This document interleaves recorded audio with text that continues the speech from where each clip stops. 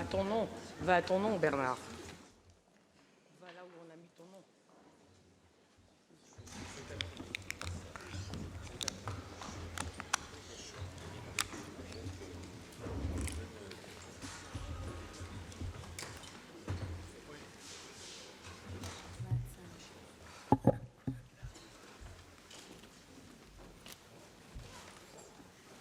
Vous me dites? Bien.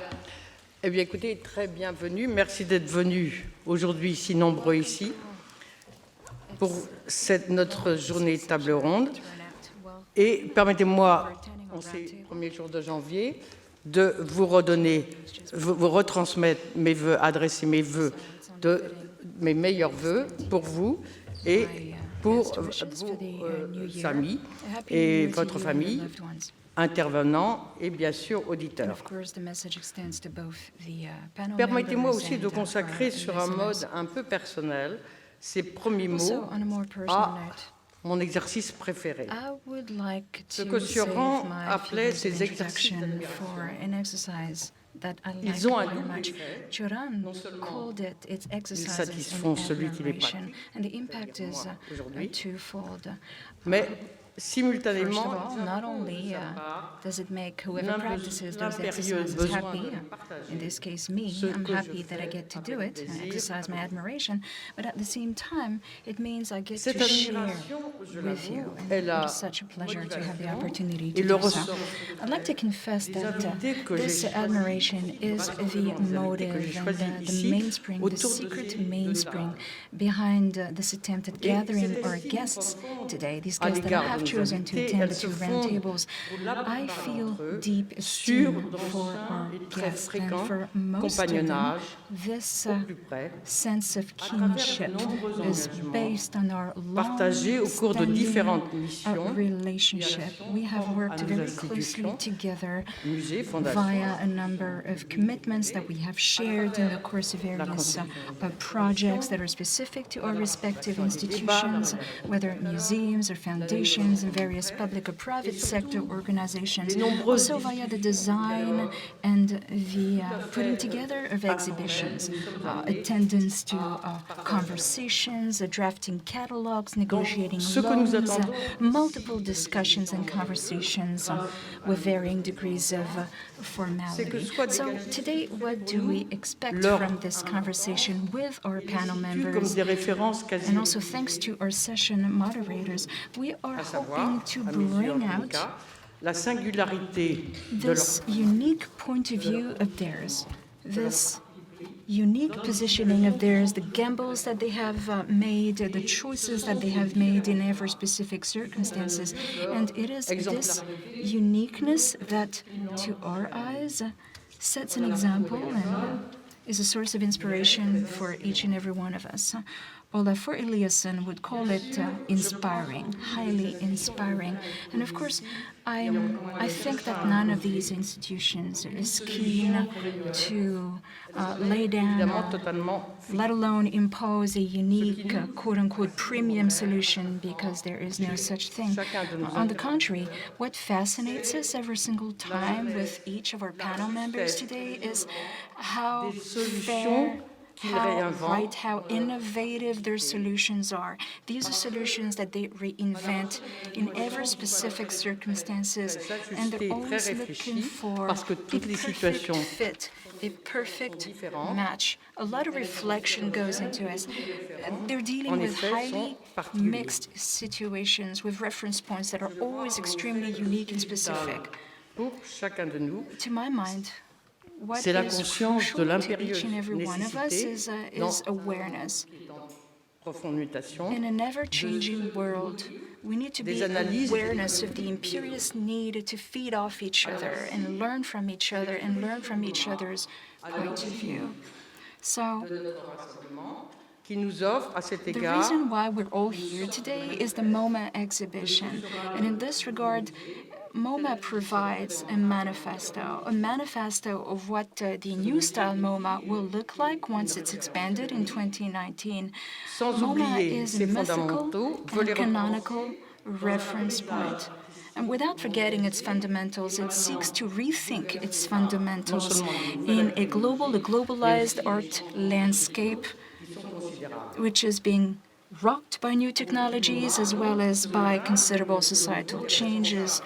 So today we have a high-level panel comprised of people in charge of the largest national and international art institutions in the world. They serve as benchmarks via their many assignments and tasks, but also because of their responsibility. Their responsibility today is to put together and rethink a collection with a capital C, a collection with its very own profile. So the afternoon session will bring together dans la recherche de nouvelles hypothèses et de nouveaux modèles muséums. Who have the highest level of commitment to seeking new assumptions and new museum models. Président, chacun de ces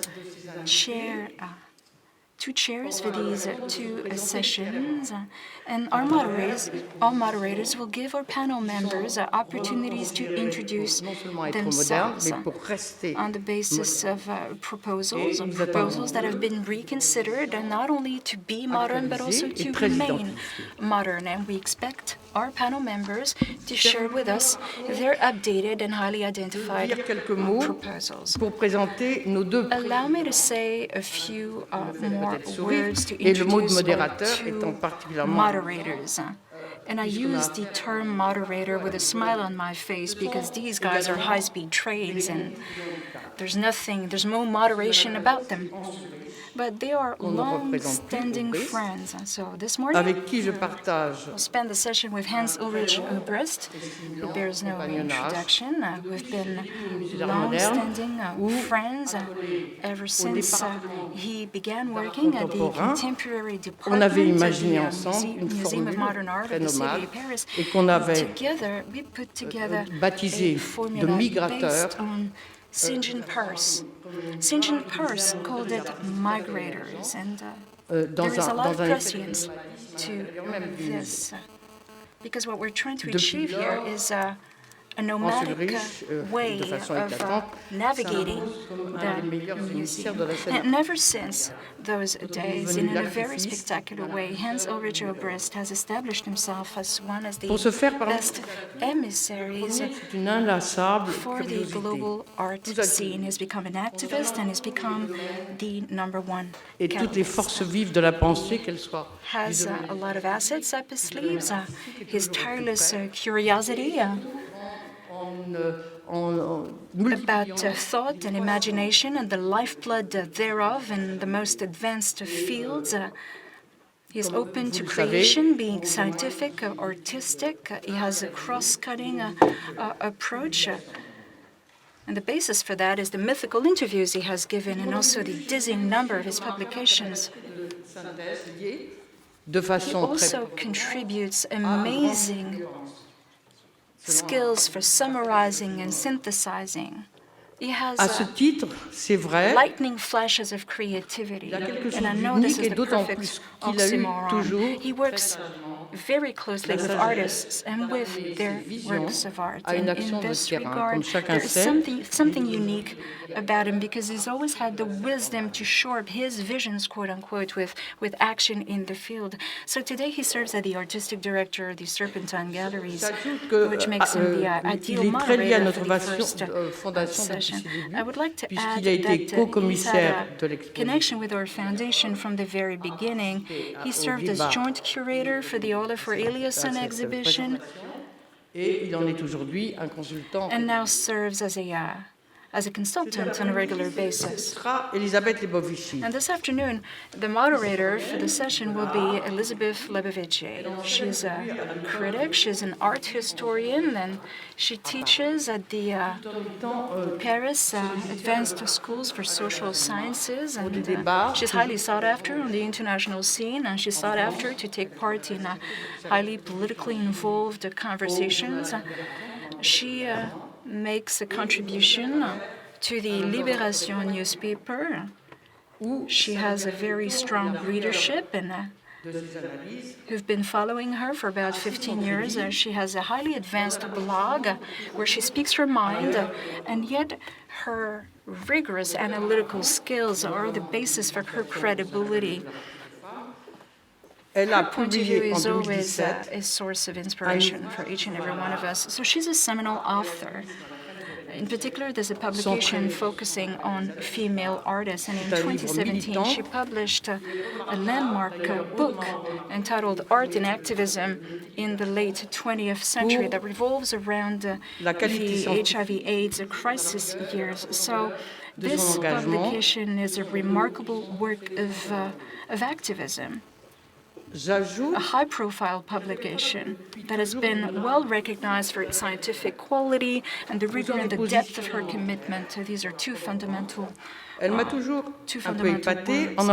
And she's always impressed me very, very much because she always walks on steady ground, and her cultural and reflexive capital are extremely impressive. So on a personal note, in addition to the high esteem that I feel for her, she's worked in close collaboration with me at the Museum of Modern Arts of the city of Paris, and at a very early stage, in particular as a critic and art historian, she participated in various catalogs and she created a log. She invented the formula for that. And from the very beginnings of our foundation, she made a contribution to our very first publication, the catalog for the exhibition entitled Keys to a Passion. She had a very advanced analysis of the concept of canon, which was specifically inaugurated by MoMA and MoMA director Alfred Lauren.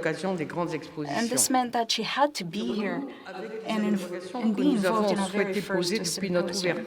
So today's symposium is the third one that we've organized on the occasion of the Foundation's major exhibitions. And this ties in with the questions that I wanted to ask from the very beginning as part of the Keys to a Passion exhibition. The first symposium looked at new challenges that museum collections are faced with, be they private or public sector collections.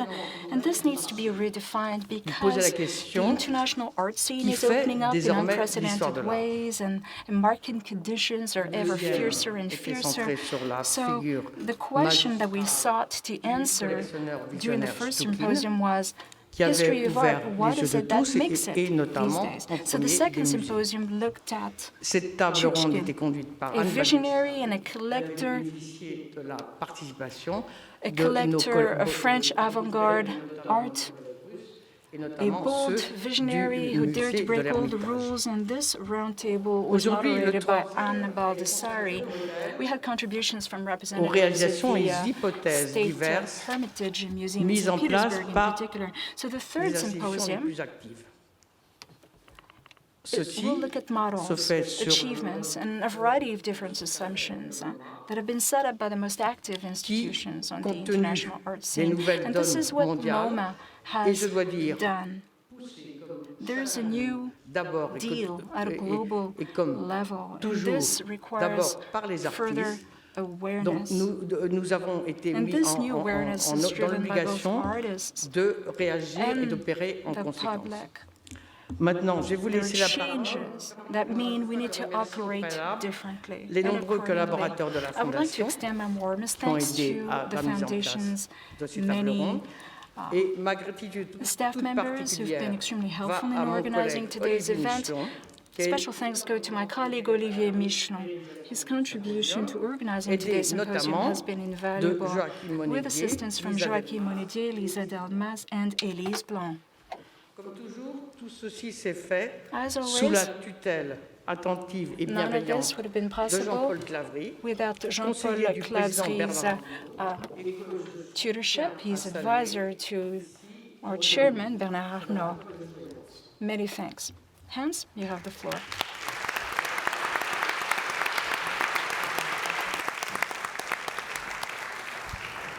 Merci.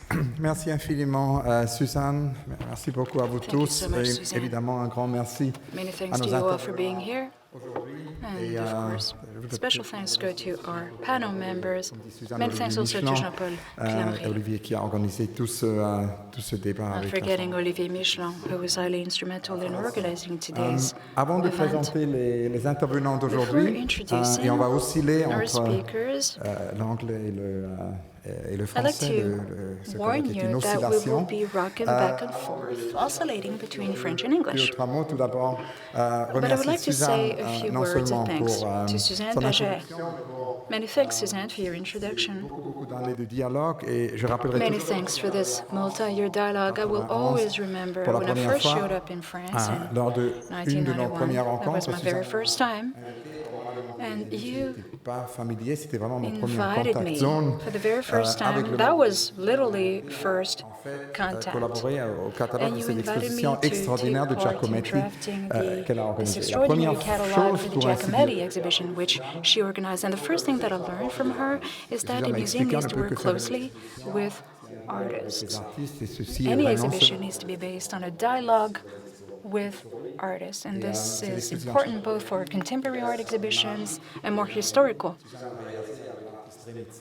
projects. So she worked with artist Rémi Tsaouk que j'ai réalisé dans ma vie pour un in musée. a Suzanne spirit m'avait of demandé complicity. de visiter tous les artistes qui étaient encore And Suzanne asked me vivants, to pay a qui ont visit connu to Giacometti. all living artists who had personally Cartier-Bresson, met etc., ce qui est aussi Giacometti. Le début, pour ainsi And dire, de this l'histoire served orale. as a basis for the oral narrative that I began back in the day. Comme disait Panofsky, qu'on So invente Panofsky souvent le futur avec des fragments du passé, He avec used to ce say that we dialogue build the que future based on fragments from the past, and this museum is here to have a dialogue between the past, the present, and the future. And I will always remember this extraordinary experience a couple of years later. Together with Suzanne, we invited an artist, Garvin Evans, and this dans artist les archives, que le musée avait une des plus grandes in collections de the Brian archives Garrison, a relancé that, tout un the- revival de l'œuvre de Brian Garrison. C'était that Brian Garrison's works were contained in the archives, and this caused a revival of this artist's work. So again, a discussion, a constant discussion between past, present, and future. So today we will discuss collections. disons, unique. We need to recognize that there isn't a single narrative behind the story. It is an emergency. We need to bring more diversity to any collection. So this begs the question, what is the best way of writing the present, but also to write or rewrite the past? So, modernity in all its forms, that is an emergency. That is something that we absolutely need in order to protest the oblivion that the past may sink into. We need to protest against forgetting. One of my best friends used to say, let's protest against oblivion. Artists such as Ernest Manco, who's a leading African 20th century artist. He was part of Cobra. Can you believe that pretty much no one knows him in Europe? So this protest against oblivion has to begin, and there are lots of narratives that we need to write or rewrite. So diversity in our stories. What about diversity of access? How can we maximizing diversity of access? That is yet another theme that we will discuss. Laboratories. Alexander, who headed the Hanover Museum in the 20th century, wrote that museums are laboratories. It's an institution that self-transforms, and this symposium is an opportunity to wonder how we can operate this fusion, this merger in the 21st century. Now, what about the digital era? How can a museum work in the digital era as an institution? That is yet another question. And of course, we operate against the backdrop of increased globalization. So without further ado, I would like to quote Edward Glissant. Edward Glissant is somebody that I read every single morning. It's bedside reading. It's sort of a ritual. I think it's an amazing toolbox. If we look at the 21st century, a museum, Glissant was born in Martinique and died in Paris in 2011. He was a leading thinker and philosopher. And he encourages us to look at the means of exchange at an international level that don't look at culture from an angelic point of view, but look at art as an opportunity for the emergence of beauty. And Glissant understood that very early on. Obviously, this is not the first phase of globalization process. There were earlier phases, but it is probably the most extreme stage in the globalization process and the most violent one, and this brings a lot of threats. Homogenization in particular, the risk of standardization, homogenization, the disappearance of differences. A lot of languages may become extinct, etc., etc. So Glissant used to say we need to resist homogenization, but let's be careful and not swing all the way to the other side. If we go overboard, we may lack tolerance, refuse to work or live with each other. And this is why Glissant said we need a third way, a middle ground, what he called a global approach. So we don't need a mainland, a continental approach, we need archipelagos. And if we look at the geography of the Caribbean, I would like to quote him. Archipelagos are extremely important because it is in these islands, and of course he was referring to the Caribbean, it is in this region that a mixture of cultures was made in the most stunning way. Mainlands reject diversity or blending, whereas in archipelagos, neither the identity of the individual nor the identity of the group are cast in stone forever.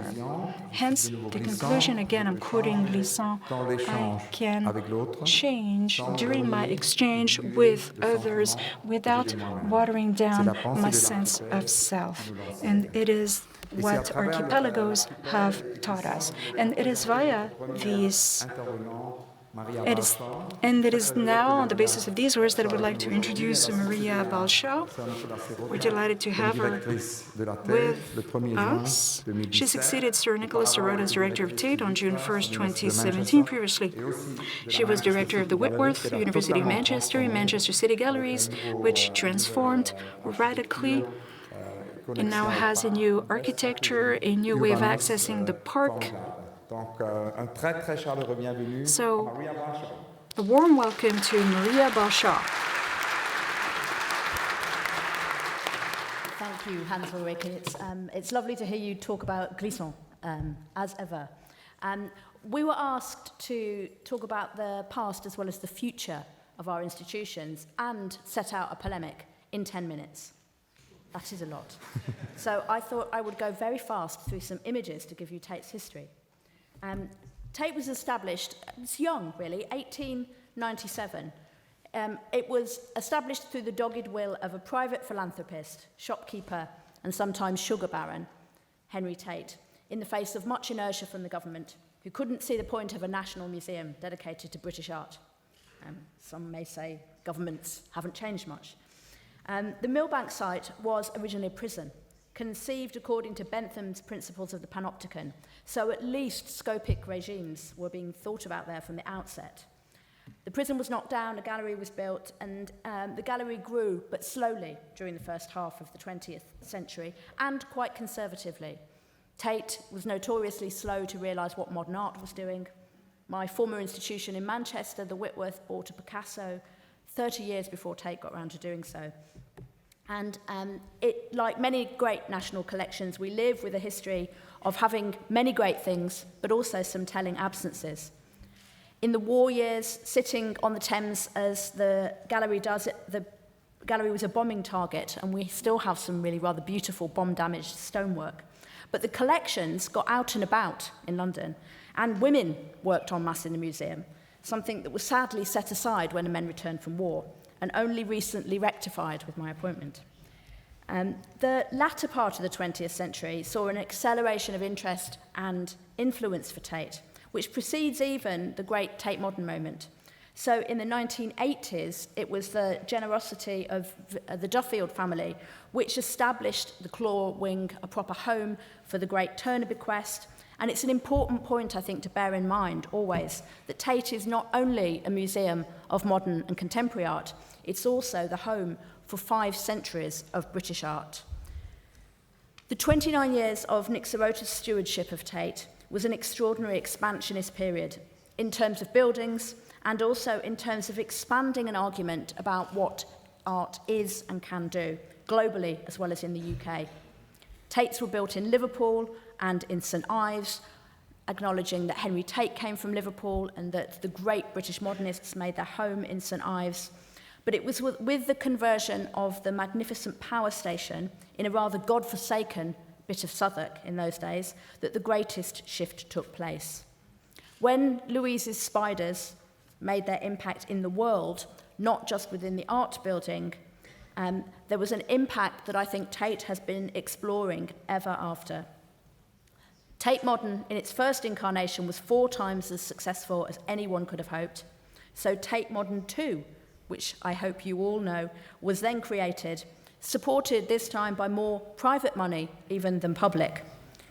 Tate, with many of my colleagues here, have, as they have created these buildings, championed a different story, a different narrative, as Hans-Ulrich would say, a more diverse, interconnected, more 21st century view of what modern and contemporary art is. So what next then? I would say no more buildings, at least for a little while. But what I do observe, what I want to show is what I observe and what I think the challenges are.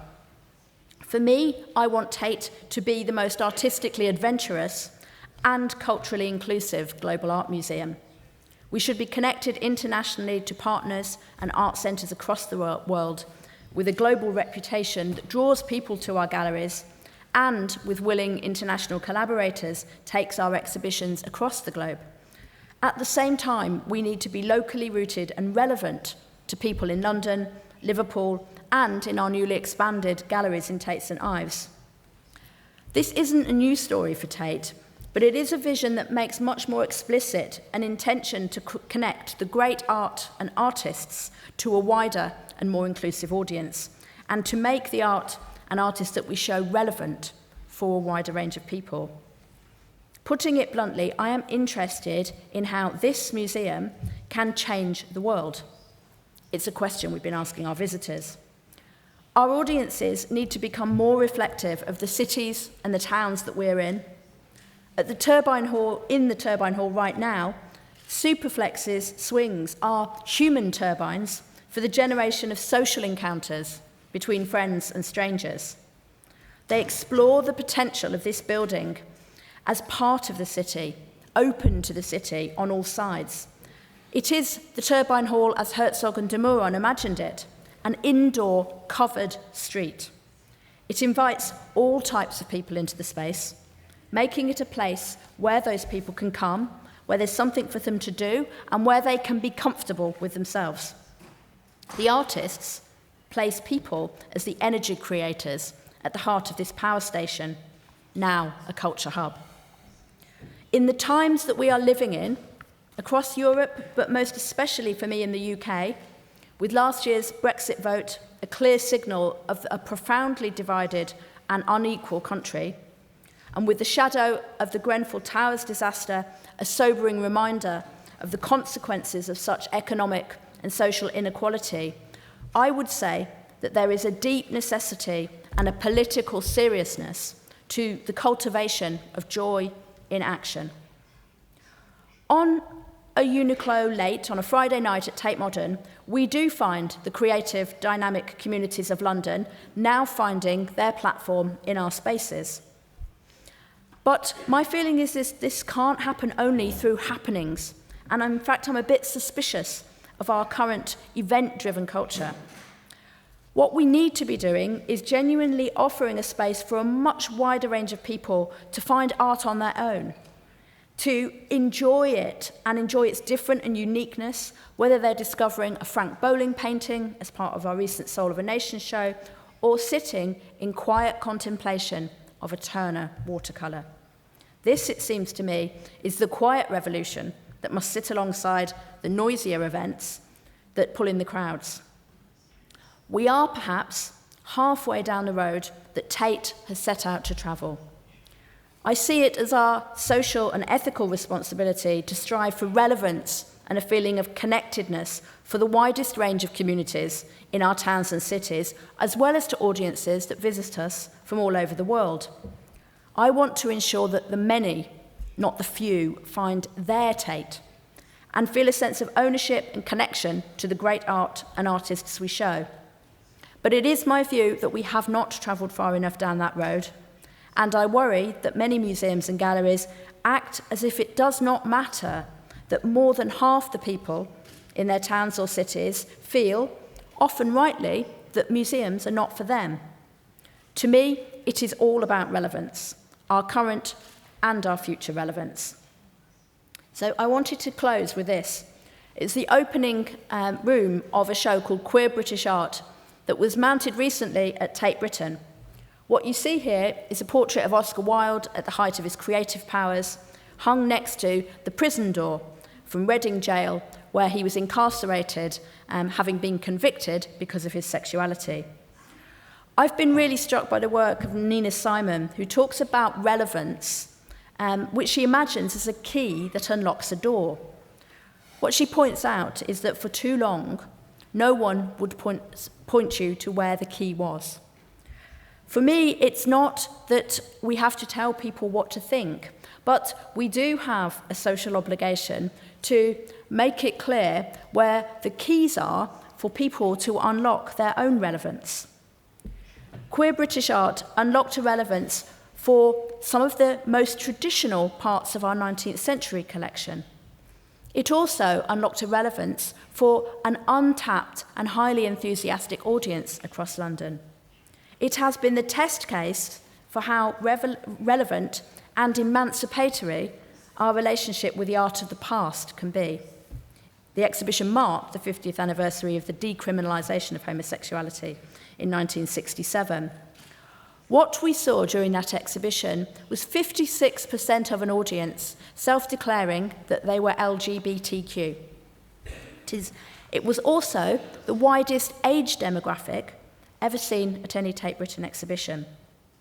A comment card, there were masses of them. We invited people to leave their thoughts and their creative responses to this exhibition at the end. A comment card at the end simply said, "I think it might be safe to come out now." To me, what we need to do in museums today is to build on that opened door. Thank you very much.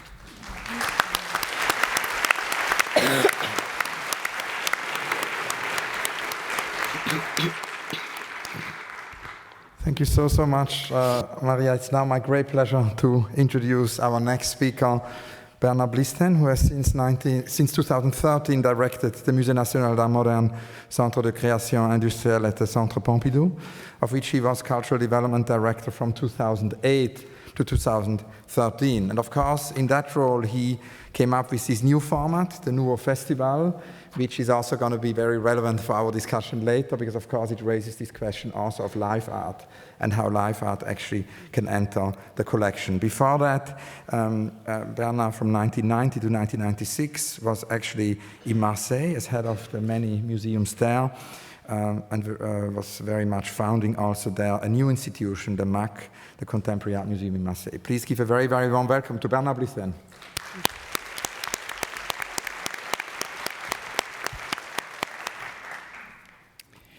La règle du jeu fait que je parlerai en français. The rule imposes me to speak in French. Je voudrais commencer I would like to start ce petit discours en saluant deux personnes. L'une qui nous manque et qui vient de disparaître, to two people.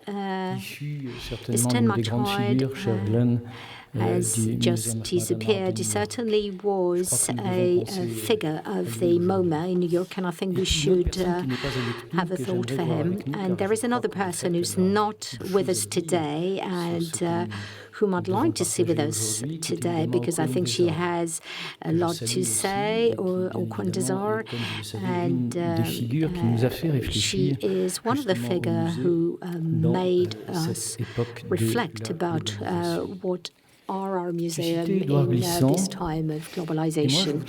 Hans-Ulrich, you are speaking about Édouard Glissant, and I would like to start with a quote. Please note that the interpreters have been given no documents for this talk. I would like to quote Arjuna Padurai, an Indian writer. It is my way to recount a conversation I had with him, and also an extraordinary book that he published recently. Padurai says, I was born in a very national framework that was for a long time founded on a predatory politics based on colonial conquest. I would say that the policy of museums rediscover themselves as universal. In our global world, it's not about election and decide what was the word. It is about making an inventory that was never made by our predecessors and to try to guess what our children will regard as their heritage. Peggy already noted in Clio the proper quality of modern people is to see themselves with the eyes of posterity. They are endless inventors of heritage in our society, are engaged in this vertigo and diva that may also seem absurd. We are asked to think in terms of heritage about our contemporary and modern museum. I would say that the first part of my talk would be a quick review of the Pompidou Centre today. As you know, the Pompidou Centre is a global and multidisciplinary museum, and I want to thank Dominique Bozeau to have extended our collection following a model that could compare to the one of the MoMA, and to have understood that we had to develop an architecture and design collection as well. Obviously, the fundament is Paris, but then we developed a project in Metz, in Alsace, and we are about to open 3 institutions. The first one in Malaga, Spain, as some kind of lab in the south of space, dear Manolo. And we are soon going to open a European museum in Brussels, and then later on in Shanghai. So some images to remind you of our reality today: the Shigeru Band project in Metz, the rehabilitation project for Buren in Malada, and the future building, Canal. We will present a prefiguration on the 5th of May 2018, and this is the master plan of the building David Chipperfield is preparing to open in Shanghai in 2019. All this should lead us to think thoroughly, because it's not only, and this is it's not only about the dissemination of a mark, but we're trying to develop a specific model. We know the collections of the Pompidou Centre is a gigantic collection, about 120,000 pieces. We can only show 5% of our collection. It is a heritage that cannot be touched, and that is a real difference with other institutions. For example, with our American colleagues. And I think the fact that this heritage cannot be touched, we cannot sell it, we cannot alter it, is a fundament of a museum. And I think this is the danger for a museum. We shouldn't tend to an ideal collection that does not exist, but each museum has to build itself from its unique toughness from its mistakes. Also, you know, with the very testimony of what the people who invented it actually made. I think there's something we should thoroughly think about, and it would be ridiculous to actually go for a kind of homogenized museum. It would be ridiculous to have museum responding to a definition of what would be modern art. We all say that we have to decenter, defocus, we have to rethink the initial model, and all has to do with the history of our institutions. The National Museum of Modern Art in the Pompidou Centre, and you know the very ambiguity there is between this museum that was funded by Jean Cassou straight after the war and the way this museum is hosted within the Pompidou Centre, within the extraordinary inventiveness of the building that actually gave it another dimension. So our collection goes from 1905 to today. We know how arbitrary those timelines are. And we know that the 1905 date can actually define something and how it could be meaningless in another context. We have to try to install in the museum of today both a story of modern art, but also diverse narratives we have inside the museum. And this is the very ambiguity that was highlighted by Michel Foucault. It is about the story of presence with an S. We shouldn't build the museum in some kind of logic. It would be more about sequences. We should do steps on the side. And within the narratives, within the institution, beside the narrative, we should be able to develop other narratives and other temporality. And I'm thinking about Jean-Luc Godard, and I think opposed to this chronology, we have to invent questions exhibition. If you go through the collection of our museum, obviously you will see great ensembles, for instance, of Cubism, or we will see also how we try to show the very complexity of modernity.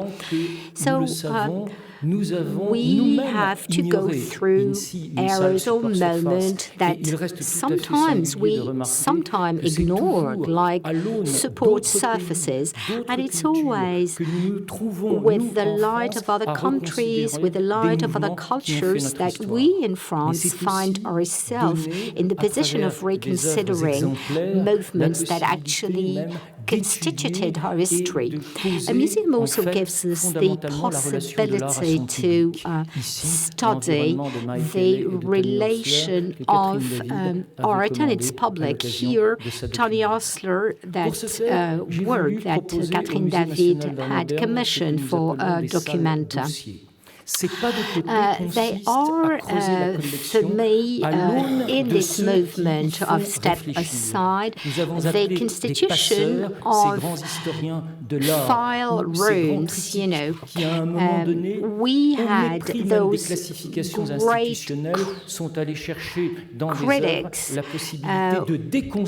who went and searched in proper work of art, the possibility to deconstruct the history of art. Here is what Charles Dupuis did with Riopelle, could be put alongside with Oriental artists that interested him.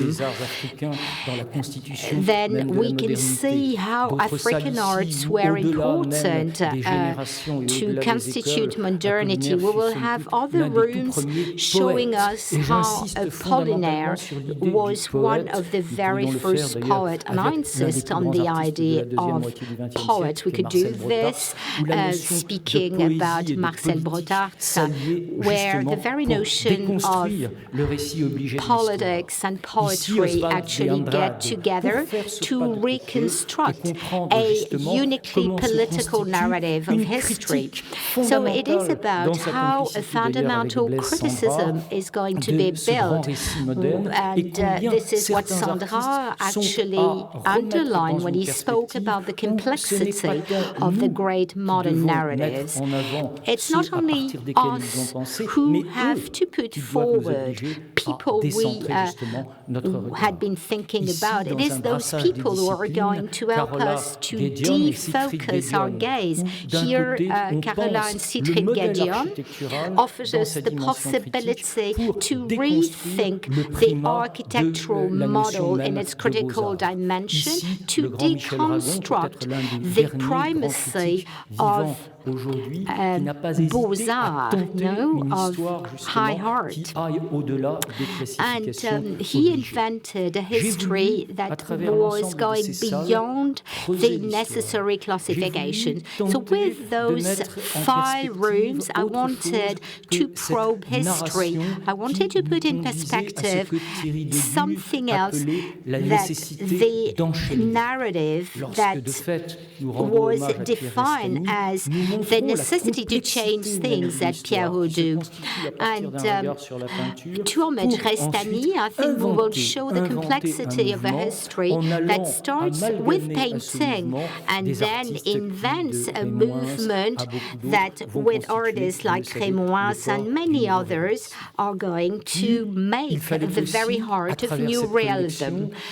So I would say that also with our collection, and we know the collection has to remain an extraordinary tool, and we invented with it several exhibitions around what we call politics of art. I think Hugues was one of the first derisory figures to think the present. We also did so around the model of the Soviet architecture, and it was something I was speaking about with Mikhail Piotrovsky. I think it is essential to reconsider our relation to dominant ideas and dominant narratives. And the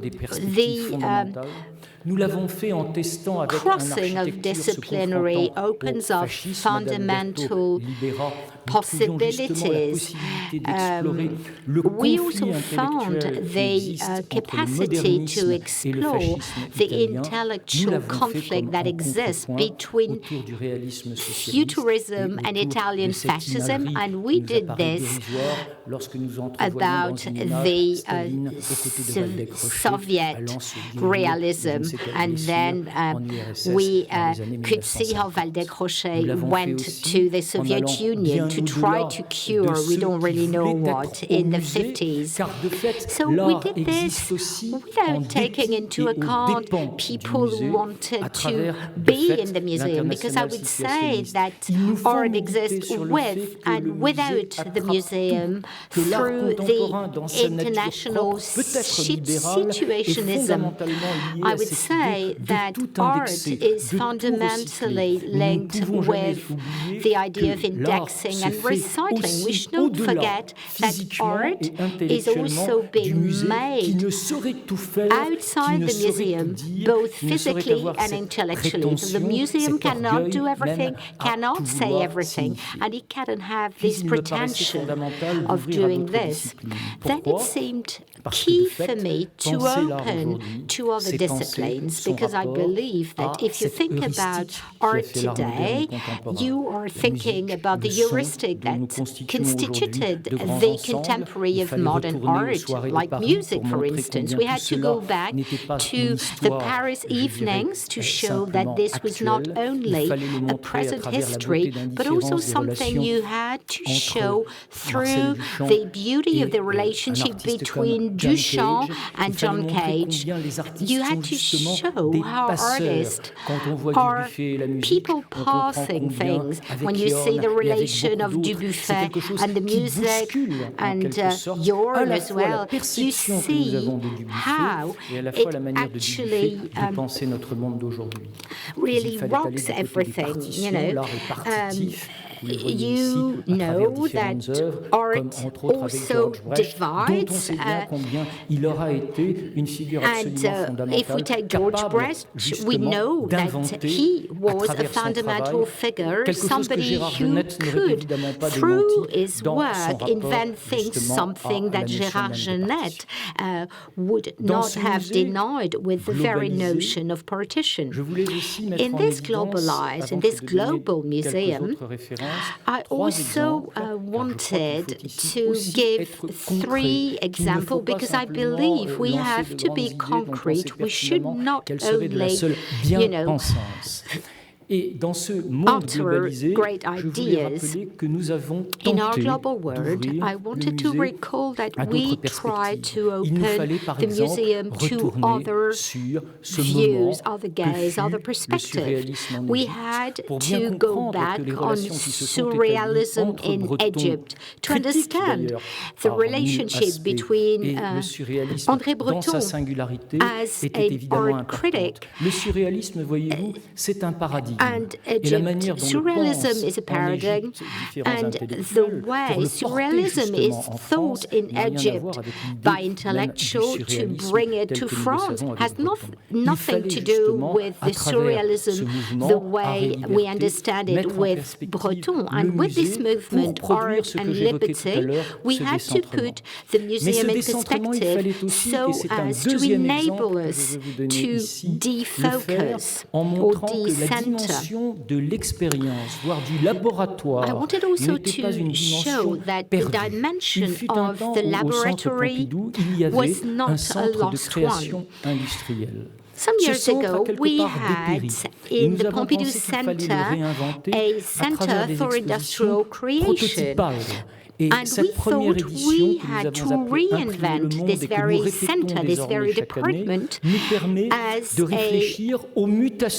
had to create new exhibitions that will enable us to think how things are being developed today. So you see the timeline, thinking about the way it's actually printed and how this printing notion is key nowadays. Recently, we are going to open an exhibition on coding and coding, and it's like after war we saw singular models had been invented, but we are going to do this considering the years between 2000 and 2020. My third example is the one of the rendezvous we offered to Éric Baudelaire, and Hans-Ulrich, you spoke about our new festival, and we wanted to show with the proposal we did to Éric Baudelaire how the museum could be a reflexive space and how time could impose itself in the very museum, and how the artist can actually, disregarding the disregards we have, how can the artist can undo the relationship between art and politics? So these are a few examples of things that are essential for me. Necessity is not low, and we cannot say that the Pompidou Centre will go to Brussels and Shanghai only to present its collection. We have to understand that there is a real issue at stake. That is, we have to think outside the framework of the museum, so as to reinvent new lines of strength. So what would a museum be in 20 years' time? I mean, there are just assumptions because reality will come. But it will be, I would say, some kind of device. And you were speaking of the archipelago of Vuitton and Ulrich, but I will quote Sloterdijk speaking of a constellation. The museums will be not only the museum of a collection, but also a museum without a collection. Malaga, Shanghai, nor Brussels will actually constitute collections, but they will work from those collections and they will work on the history of the museum that has to be doing with education. And I would say that the museum has to walk hand in hand with education. If you want to preserve the notebook of the Art Museum, to invent a school as we did, are key issues. Obviously, art should be judged and considered. Obviously, we are working on long and short time, but I want the museum to stay on short time span. We started with Glissant, I carried on with Apadurai, but I also now would like to name an old philosopher of the Enlightenment, and it's Hegel. As you know, Hegel did a lot of interesting things, and in his phenomenology of spirit that was written in 1807, that is in the very last years, Hegel was working on the absolute knowledge. He writes, the story is the becoming that becomes present in the knowledge, the becoming actualizing itself, and there is a slow movement, an image gallery where each one is ornamented with the enlightenment of the spirit, but it goes slowly because the self has to be able to impregnate with the richness of the substance. The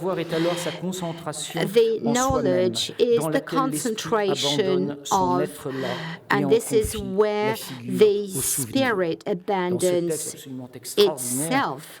In this extraordinary text that I am not sure at all to have been able to translate without seeing it, the museum is a recollection of memories. And it is thanks to those that the spirit, recognizing its history, learns to know itself and gains consciousness of itself. So the museum has to reflect on its own past and will find its own identity there.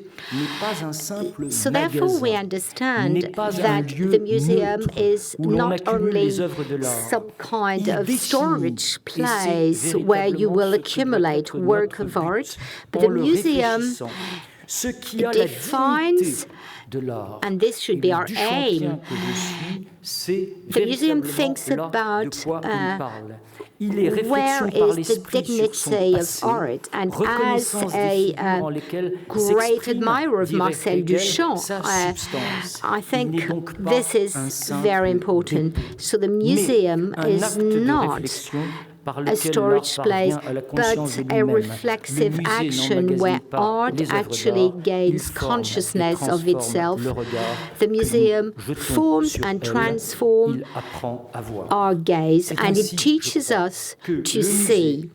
And this is how the museum is going to be seen today, maybe in a contradictory way, as an art history lesson, but also as the magical place of an extremely moving encounter with the work of art, an aesthetic experience. So nowadays, the museum seems to be in between its subjective value and its document. Thank you very much.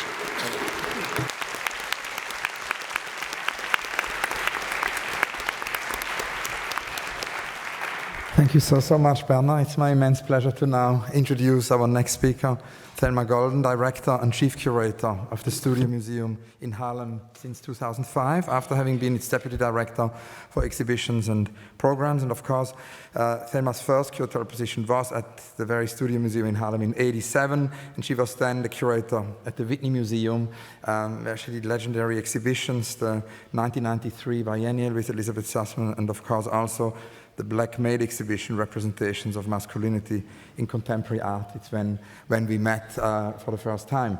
It's a very exciting moment because, of course, Thelma is working on this new museum building of the Studio Museum in Harlem with David Adjaye. Please give a very, very warm welcome to Thelma Golden. Thank you. Thank you. Good morning. It's wonderful to be here. And when considering this question, what will tomorrow's Museum of Modern and Contemporary Art be, it is within the frame and the context for me of thinking about the Studio Museum in Harlem, our past, our very recent past, as well as our future as we embark on this expansion.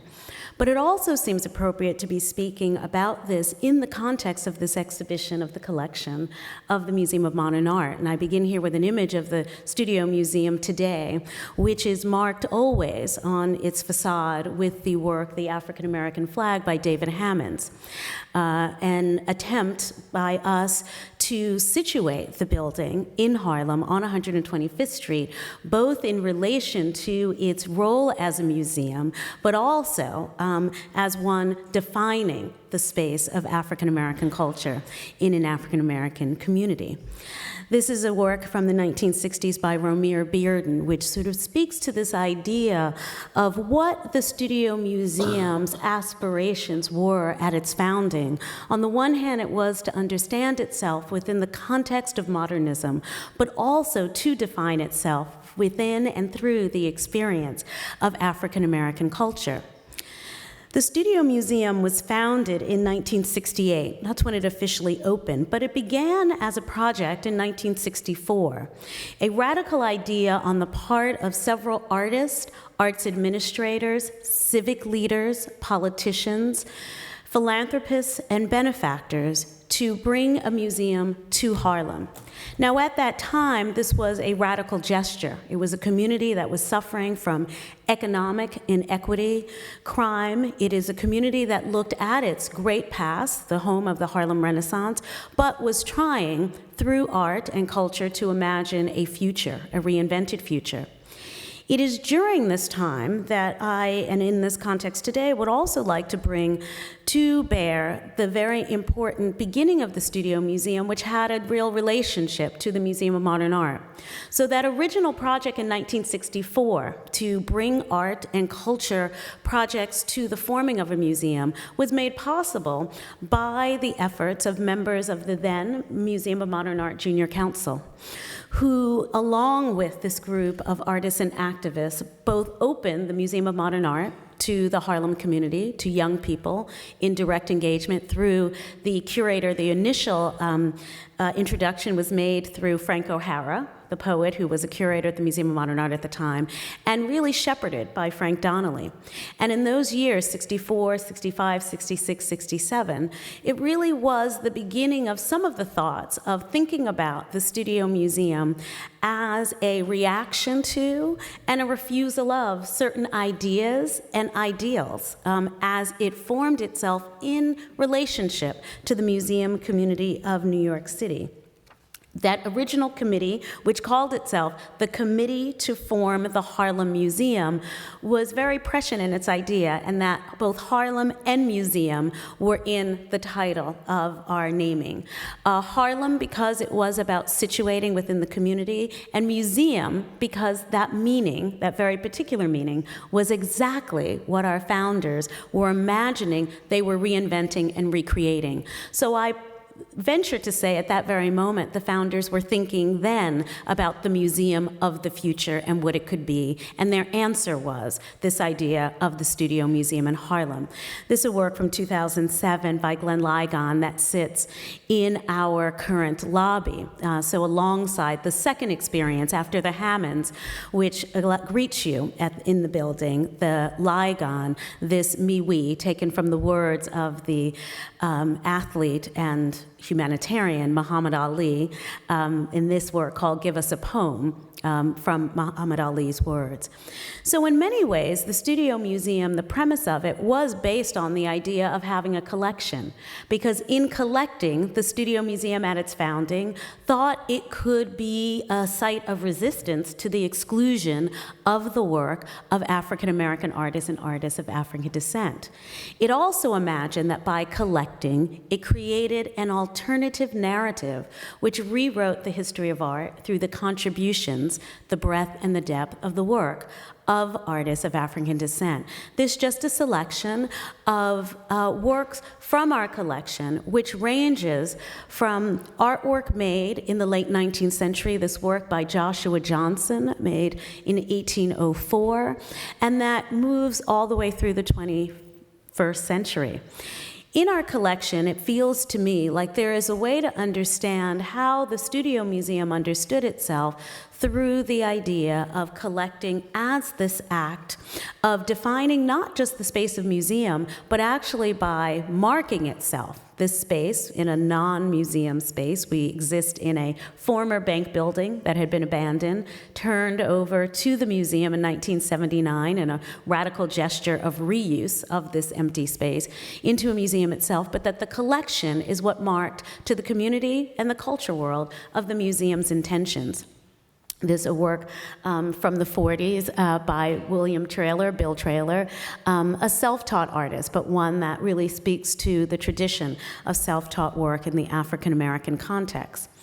And this painting from 1962, Bonfire by Norman Lewis, a work acquired from the Norman Lewis estate after he died, and at a time before his work had entered into the canon fully of American art, that this huge number of works by this great American artist came to the Studio Museum on the part of his family in the attempt that our stewardship of them would hopefully allow for the work to be done, for them to be included within a larger idea and context of his contribution to abstract expressionism.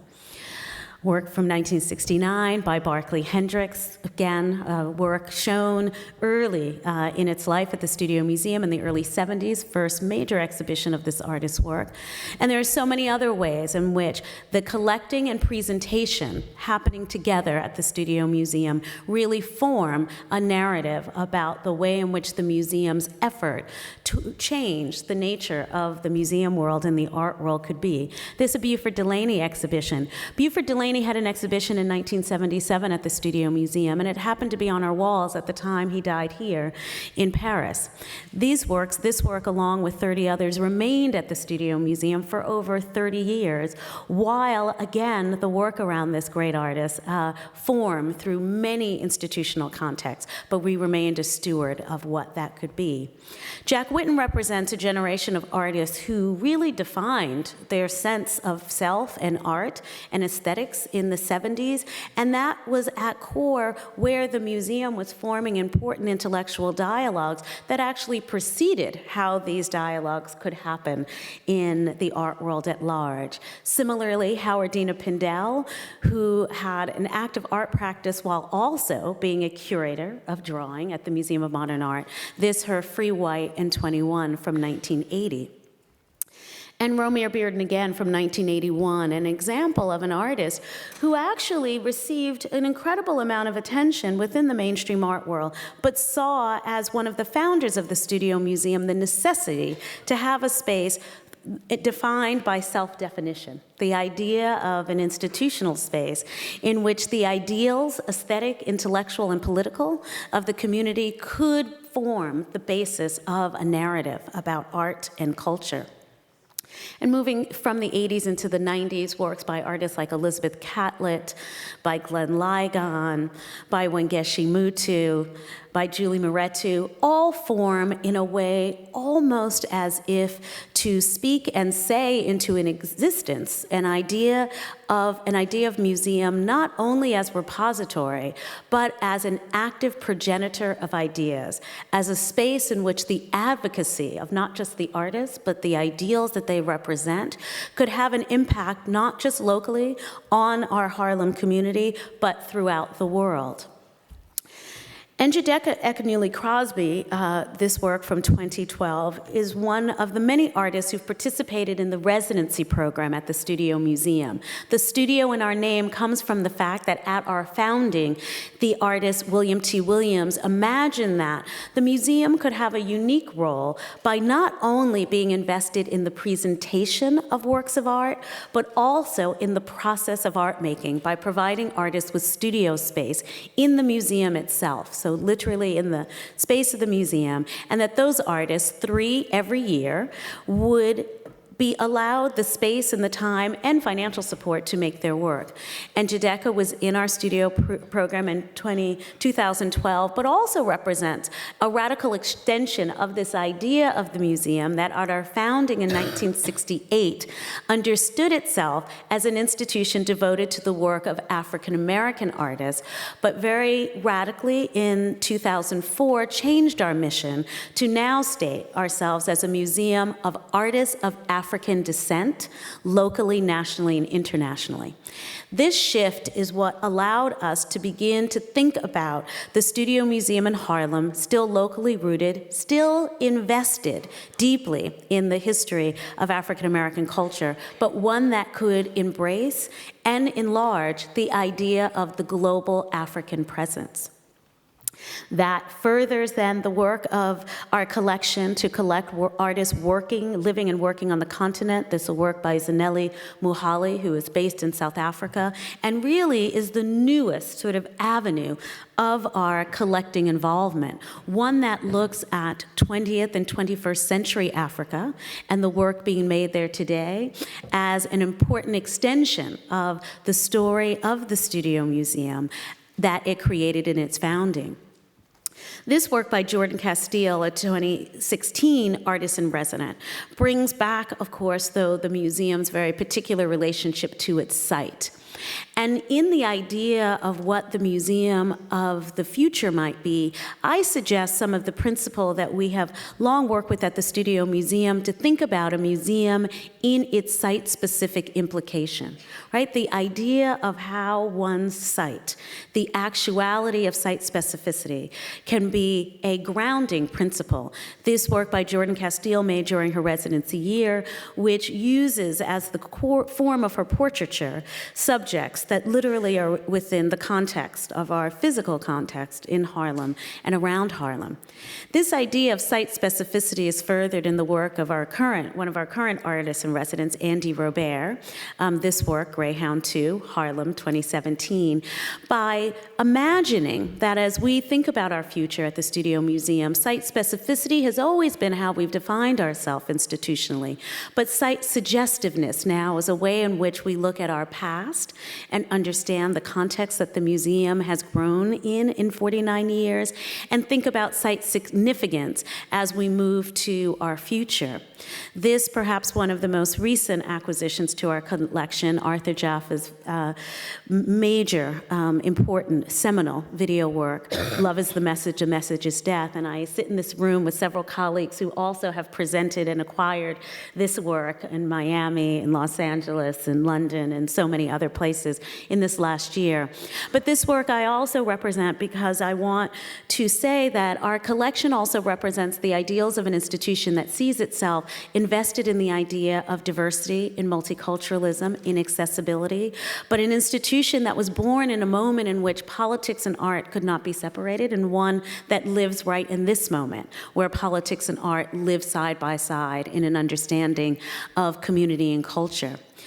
So thinking about the future at the Studio Museum for us is very much thinking about the future as we consider our first purpose-built space in our 49-year history. We celebrate our 50th anniversary, the 50th anniversary of the opening of the doors on September 24th, 1968, this coming fall. And we look forward to the fact that this Monday, we close the last exhibition that will happen formally in our current building ahead of beginning the groundbreaking for this space designed by Sir David Adjaye, Adjaye Associates and Cooper Robertson and Partners, that our hope is will open in 2021. And in this space, which of course at its core will be an institution which not only will welcome our community, which will serve to present our collection and art and artists in a way that is at the core of our mission at the Studio Museum, but also speak deeply to our past and imagine in so many ways the future that the museum, when it was founded, imagined itself in. And here, another work from our collection, which really feels iconic in this moment as we consider this building, this future. This work by Jacob Lawrence from 1959, titled The Architect, but of an architect, an African-American architect, imagining, right, the potential and possibility of building. So when thinking about the Studio Museum and thinking about the Museum of the Future, I think that we provide a sort of radical idea of what the possibility of specificity can mean, and also what it can mean to think of museum spaces as interconnected with their communities, with their site, with their city, but interconnected as we consider the Studio Museum's role in opening up the dialogue about the work of artists of African descent and radically shifting the way in which this has been received in the art community over a 50-year history, but imagining that in the future. So as the museum roots itself in the community and welcomes every day young people and old people from the neighborhood and around the world, we also think not just of our individual life, the me, of course, in the Glenn Lowry piece, but the way in which the idea of the museum can live within the space and service of the community of culture in the city, in our country, in the US, but of course, across the world. Thank you.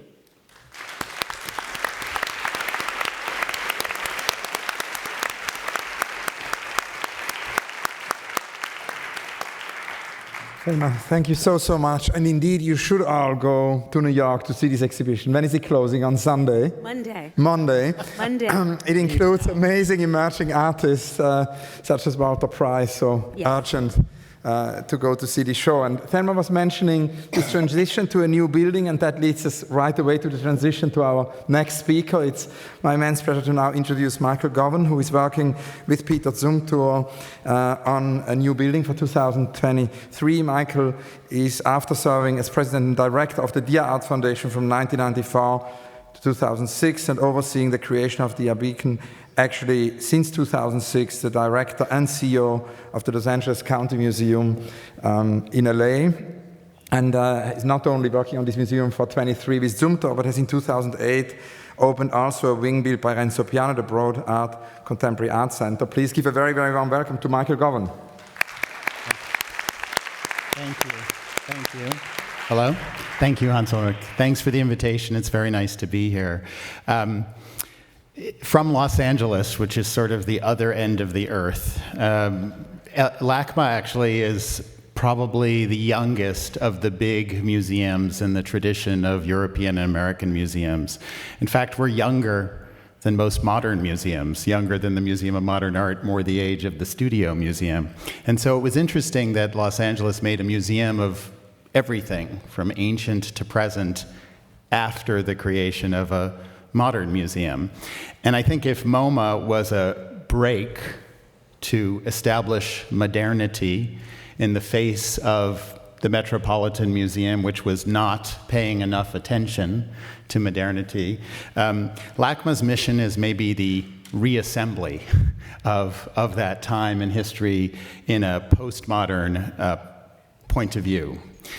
This picture is made not long after the museum was founded in 1965 by Ed Ruscha.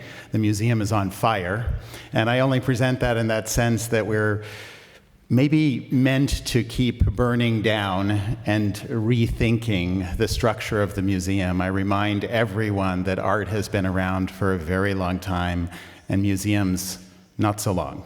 So it makes sense that it's constantly changing. And I think one of the things we tried to do at LACMA is to remove the distinction of modern and contemporary. At our museum, I've offered in its place something, Hans-Ulrich, that you said Suzanne inspired you about, is to think about art and artists. Mm-hmm. Every artwork is made by an artist, and of course about our publics, but to keep a modernity in the fore as thinking. In fact, here's LACMA today, the two new buildings, one for modern and contemporary art ostensibly, and one, as I said when I built it, for a modern point of view on all art. And it is the building in the front, flat, horizontal, connected with the park. And of course, in a big multicultural city like Los Angeles, as we diversify audiences, I think we need to think differently about our programs and our collections. Not homogenization, we don't want homogenization, but maybe a breakdown of hierarchies, of place of origin, of gender or race, of medium. Maybe remove the idea of high and low, and even of time. One of my favorite quotations is the poet T.S. Eliot talks eloquently about the idea that a great work of art not only alters the future, but it also alters the past, because it changes the way we think about the past. The Studio Museum in its future is altering the past because it is rewriting our sense of history.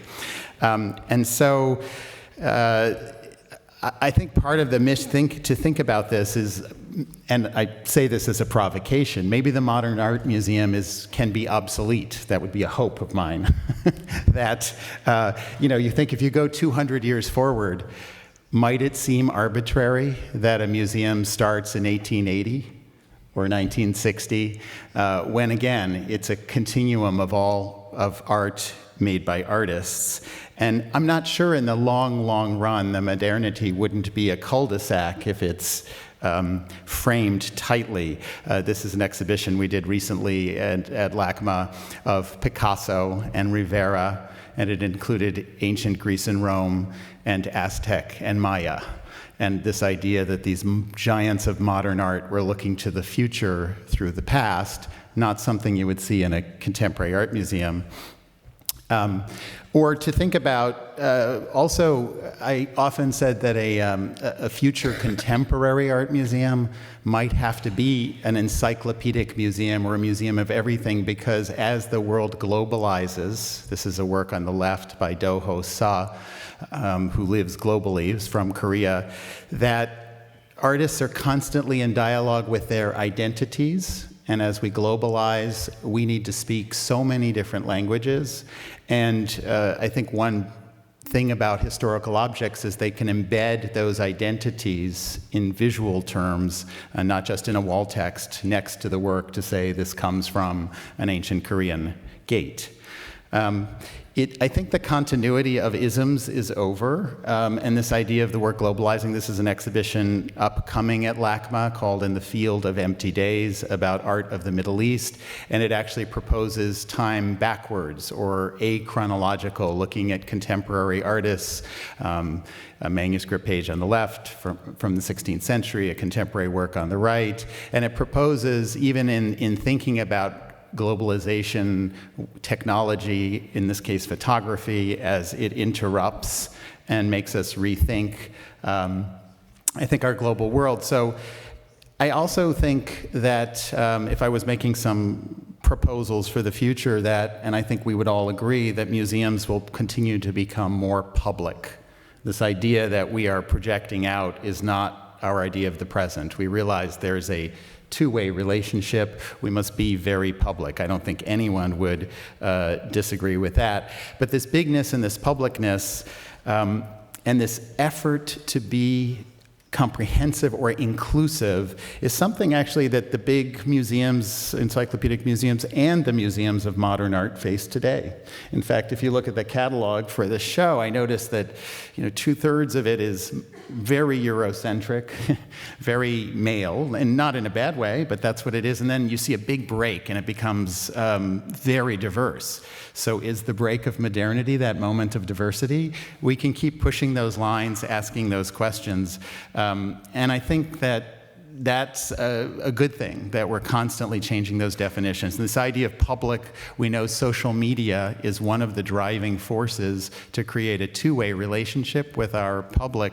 But also think about the museum less as a place to project our identity, then it's also a place where people assign their own identity. The selfie culture is one of marking your own identity. And so the museum has a role in presenting things that will allow for that in a diverse community. We're constantly building and changing this idea of constant flux. This is the campus, and on the right you see going up the world's largest museum of movies, a partnership with the Academy of Motion Picture Arts and Sciences, because how can you even look at modernity without almost equal representations? Isn't it the century of media? So the idea that art and film would be presented side by side is in equal size almost, is a critique or a rethinking. The new building is by Peter Zumthor. It will actually replace, not expand now, and it is supposed to be a different point of view, not just a new building, but mostly a different point of view on exhibitions. It actually crosses over Wilshire Boulevard, replacing 4 buildings. It's designed with some of these ideas in mind. Most of the exhibition space, almost all of it, is one flat space lifted up above the ground, non-hierarchical. Its curvature and its shape means there's no front or no back, and everything is on the same level. And it's designed in particular to constantly rotate. So if we're talking about collections, personally, I don't think the public knows or cares whether you own an object or you borrow an object, but it is a question of identity, how you present it. And fixed collections have a problem of fixed identities, and I think that maybe the future holds that collections are continually in motion. MoMA has been a pioneer in this actually recently, that collections are continually in motion because no single object exists from a single point of view. And it's much better to tell many stories, even if they're contested, about single objects rather than fix them in a fixed narrative. And so the whole new museum is really designed around these principles: non-hierarchical, no front, no back, everything's on the same level. It's transparent, this idea that it presents itself in Los Angeles, in public, and that it does also say that you can have an outside that's noisy and an inside that's quiet, and that you can take yourself from noisy to quiet and back again to know where you are in Los Angeles. That's the idea of the building, rather than to be, and its flatness hopefully expresses that. And then finally, I would say that we all know that the digital space is important. We've talked about digital space for making collections accessible, but it's also a gallery. And recently we gave our Instagram feed to an artist for 3 months to do whatever she wanted, a young Latina artist in Los Angeles, and look at other museums and a point of view on our own museum. And so we realized we had a gallery in the digital space, and it shouldn't be to promote LACMA, but rather maybe a platform for an artist. I think we'll see more and more of that. And we've seen museums expand in place. Bernard talked about that. There's the Pompidou and the Tate, the Guggenheim. MoMA has many sites. But I would propose maybe the Museum of the Future is also never thought of as a single place, but rather with digital space, with branches. And in our particular case, this is an image of Los Angeles. Most modern cities are so sprawling so spread out that this idea that you have a city and a building in the center where you go see art may be itself outdated. Our cities are so big that there are communities that cannot have that same relationship to the museum as a locality.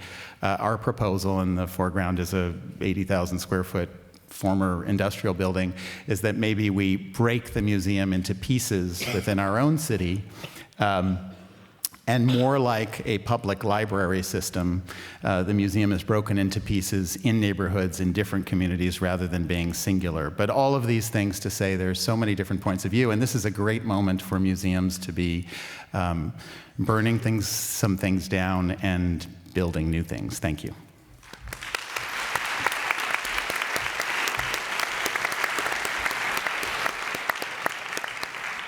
Michael, thank you so much. It's my immense pleasure to now introduce Glenn Lowry, our next speaker, director of the Museum of Modern Art since 1995, who guided the museum's expansion and capital campaign in 2004, and is currently overseeing MoMA's expansion with the architects Diller, Scofidio, and Renfro. Among Glenn's initiatives heading MoMA are, of course, also the merger of MoMA with PS1, as well as the creation of many new dimensions to the museum, very important, particularly for the discussion which will ensue about the future of collections, of course, the creation of a media and performance art curatorial department, which connects it a lot also to live art. Please give a very, very warm welcome to Glenn Lowry.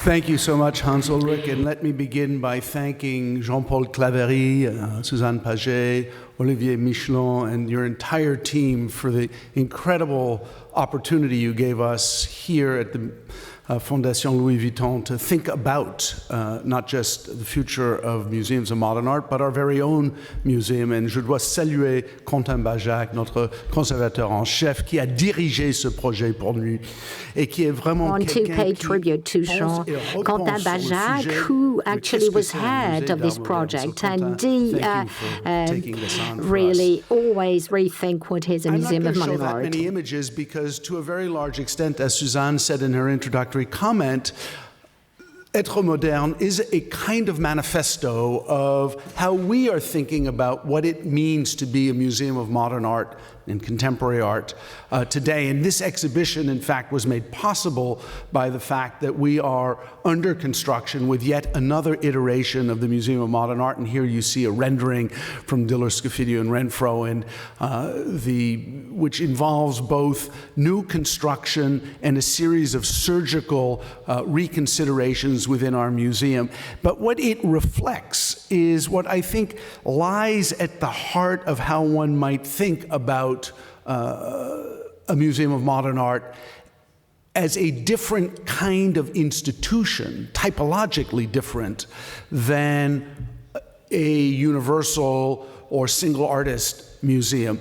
And there we go back to Alexander Dorner and some of the great thinkers of the early 20th century about museums.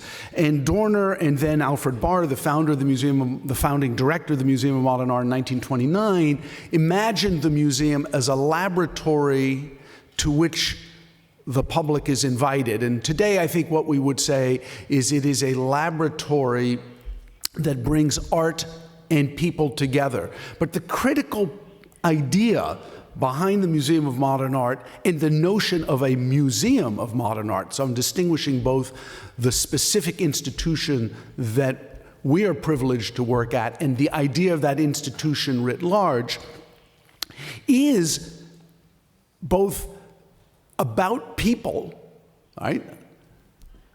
Which is different than the conception of the Universal Museum as it was understood, as a kind of taxonomic organization of objects. Barr understood the museum as a place of experimentation that is not fixed, that was responsible for this connection between works of art and people. And I think that's at the heart of how one might imagine museums of modern art as different in kind, and then what the problem is. So if the museum is a laboratory, a place of experimentation, then what does a collection mean, right? Because if laboratories are sites of investigation, change, failure, hypotheses, and collections are the ongoing result, the kind of repository of all of those ideas, Barr proposed, and we have failed to achieve, the notion of the collection as being metabolic, self-renewing, constantly changing. And so part of what we are trying to do today is to recognize that in order to approach this notion of a laboratory that brings art and people together, that is constantly changing, we need to change, and I think museums of modern art need to change with the way in which art itself is changing, that is, the drive of artists. So it is not a surprise that a place like the Museum of Modern Art has had 9, now 10 major architectural campaigns in 90 years. Basically, every decade, the place rethinks itself, and the Diller-Scofidio-Renfro axonometric here shows on the left-hand side all of the new spaces that are being created, but also the stitching together of pre-existing spaces in order to create new spaces like a projects gallery to allow experimental types of installations, commissions to occur, space we've never had before at the museum, or a daylit gallery in the middle of the sequence of collection galleries that could feature a single work of art, a moment of repose in the midst of the long and at times intense engagement that one has moving through the museum, or even the creation of spaces like a studio for performance and performance-based art that is not a separate space, but is actually woven into the kind of fabric and texture of the museum itself. And I thought I would just show these 2 slides because we talk about what does a museum of modern art in the future look like. Well, it is a series of efforts and investigations that are worked out in these model rooms with tiny little chips. And here we have our very own Quentin Bajac with his colleagues studying storyboards. And they are, in fact, storyboards not unlike the scripts for a movie. They are hypotheses of different ways of configuring specific galleries to tell different stories. And here I think when I imagine what a museum of the future of modern art might look like, I imagine it, first of all, as being a series of discontinuous spaces. That the idea that modernity as a historical moment can be tracked and historicized the way we might deal with the Renaissance is clearly not yet possible. So what we have to do is look at the various narratives built into our understanding of an ongoing historical moment that is not yet fixed in time. And I would argue that actually the purpose of a museum of modern art is not to look backwards, but it's constantly to look forward. That is, that built-in notion of metabolism. Secondly, I think it's to create spaces and opportunities, both in the real and in the virtual world, that bring people together in conversation with art. So this idea of the museum as conversational, as a place that intentionally invokes the possibility of engagement with other people. And that goes back to this notion, embedded in the laboratory that invites the public, or a laboratory that brings art and people together, that the Museum of Modern Art, and it may be true for other kinds of museums, is a fundamentally social space. It is about people connecting to artists through works of art. And so it's also and has to be an artist-centric space, a space that foregrounds the experience of looking at art across media in new and innovative ways. And here you're just looking at a few images from an exhibition we did that reconsidered our collection of Russian avant-garde material. And I think what is essential and what is absolutely manifest in a project like Être Moderne is that one's history, however configured, can be plumbed and reconsidered in an endless series of possibilities. And it is that capacity to not have a circumscribed history, but to have histories that are constantly being ventilated, narrated, deconstructed, and recomposed, that allows for the possibility of even a place as narrowly defined as the Museum of Modern Art might have been, that is, a Eurocentric institution whose collections, and I'm doing this in quotation marks, are foregrounded in those seminal moments of the late 19th and early 20th century in Europe and North America, can actually be reconsidered as a place that embraces a more international and global perspective, that encompasses rich collections of Latin American art, rich collections of art from Africa and Asia, and that not be seen as somehow appositional to its early manifestation. And indeed, one of the things that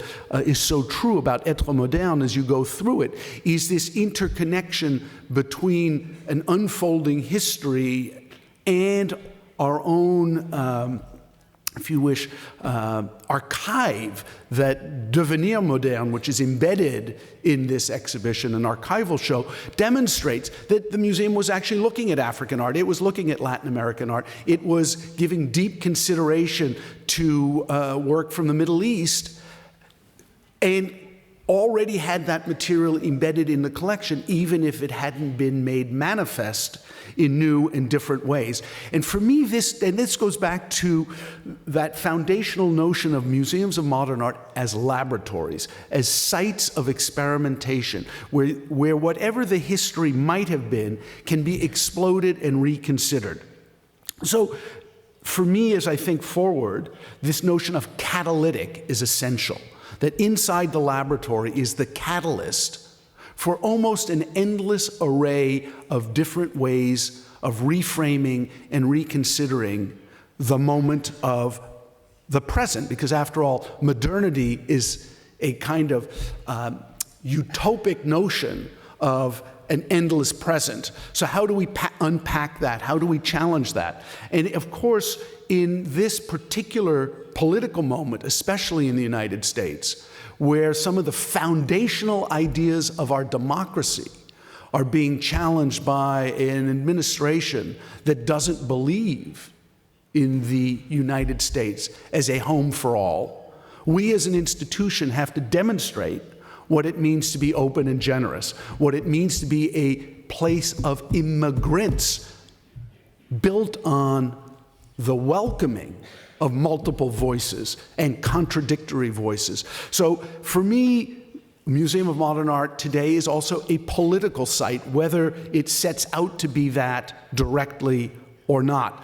So inside all of this, conversational, participatory, catalytic, open, generous, is how do you make that happen on a regular basis? And so the merger with MoMA, with then PS1, was actually about embracing an institution that had a granular relationship with artists that was different than ours, not so that we could expand what we were doing, but so that PS1 could change what we were doing, could embed inside us that ongoing catalytic dimension of experimentation. Then I would close with a few notions about the speculative. Suzanne mentioned in her comment about the canonical.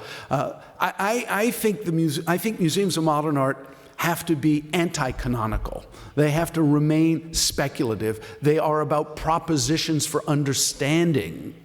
They are not about definitions of understanding.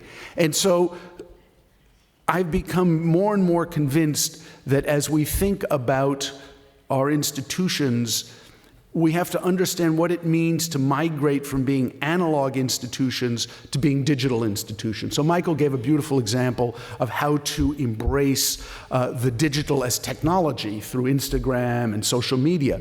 I would say we have to embrace the digital through new modalities of thinking, through recognizing that hierarchies can be replaced with networks, to recognize that ownership can be replaced with sharing. And that if you start to weave these different ways of thinking together, we can actually radically change how our institutions, especially our institutions of modern art, connect to each other and frame notions of history. Thank you very much.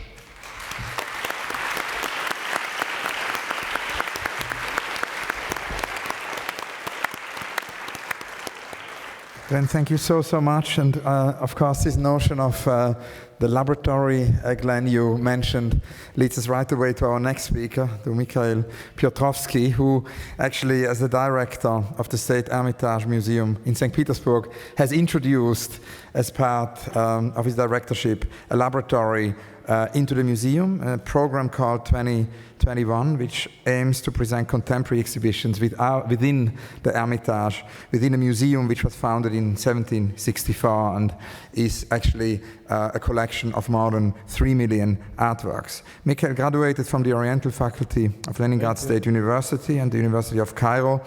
He's specializing in Arabic studies and actually has been appointed director of the Hermitage in 1992. Please give a very, very warm welcome to Mikhail Piotrovsky.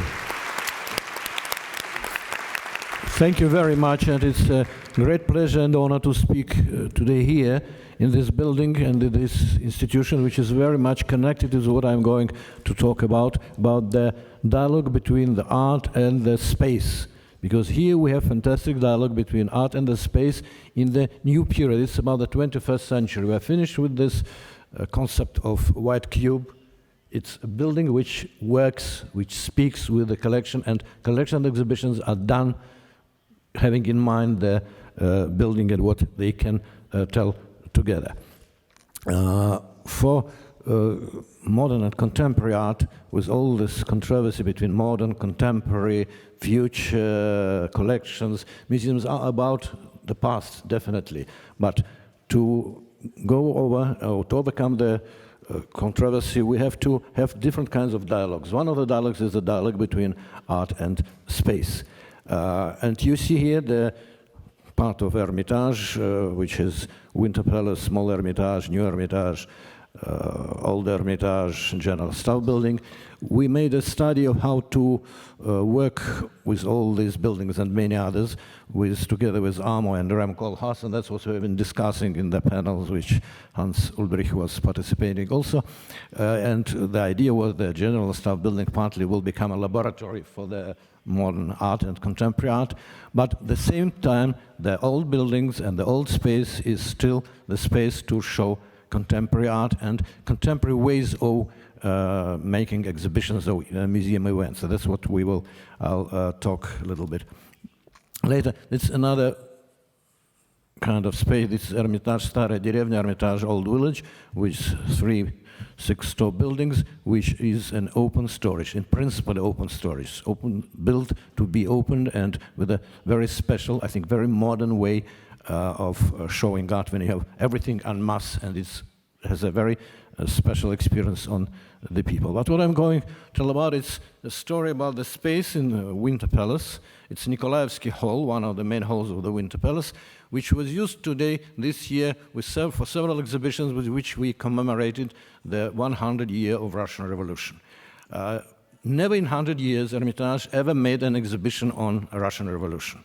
We had the space where it happened, but we never made any exhibition commemorating it. It was the first time we made a series of things in this Nikolaevsky Hall. The first thing was exhibition on Russian imperial porcelain, using certainly the space and showing the great imperial porcelain, which is the symbol of Russia, which we lost, or the Russia which produced revolution. You can put it different ways. The second thing was exhibition of Anselm Kiefer, also in the same space with different kind of installation made by Anselm himself. It was Kiefer, homage of Kiefer to Khlebnikov, the great Russian poet of the time of revolution. And for us, all these paintings, which have been painted specially for this exhibition, show the atmosphere of the beginning of the century, how it was in St. Petersburg at that time.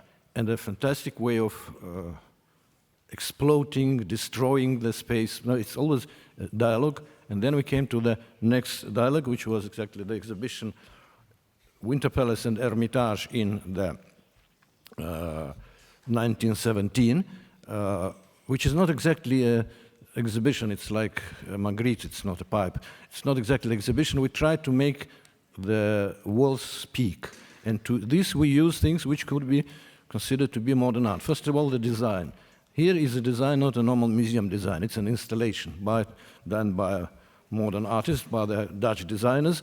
And there is also a dialogue. Here we have this on the main entrance, and that's what we usually have here, is the symbol of power. Here we have the revolutionary slogans and, well, Three Graces, which is part of palace space. And here you have the same Nikolaevsky Hall. Nikolaevsky Hall during the war and during the revolution was used as a big hospital. And here in the same room on the wall we have the picture of the room, how it looked when it was a big hospital. So the storming of the Winter Palace was storming of the hospital. It's an icon which was given to the opening of the hospital. And then you see the portrait of Nikolai II, which is also a fantastic story connected with the story how icons are discovered. A big portrait was discovered this year in one of the schools of St. Petersburg, which had on one part of it was overpainted, another part had the portrait of Lenin. And when they cleaned the overpainted part, it was the portrait of Nikolai II. So, like the icons have been discovered by miracle, discovered the portrait of Nikolai and Lenin together on wall, one painting, and it is one of the features of this exhibition, this installation, Nikolai II and Lenin in one hall together. That's how it looks, with a lot of multimedia, also things very strange for Hermitage. It's new art for us, it's contemporary art, using all this multimedia with a lot of fight between curators and designers. And then there is a Lenin portrait.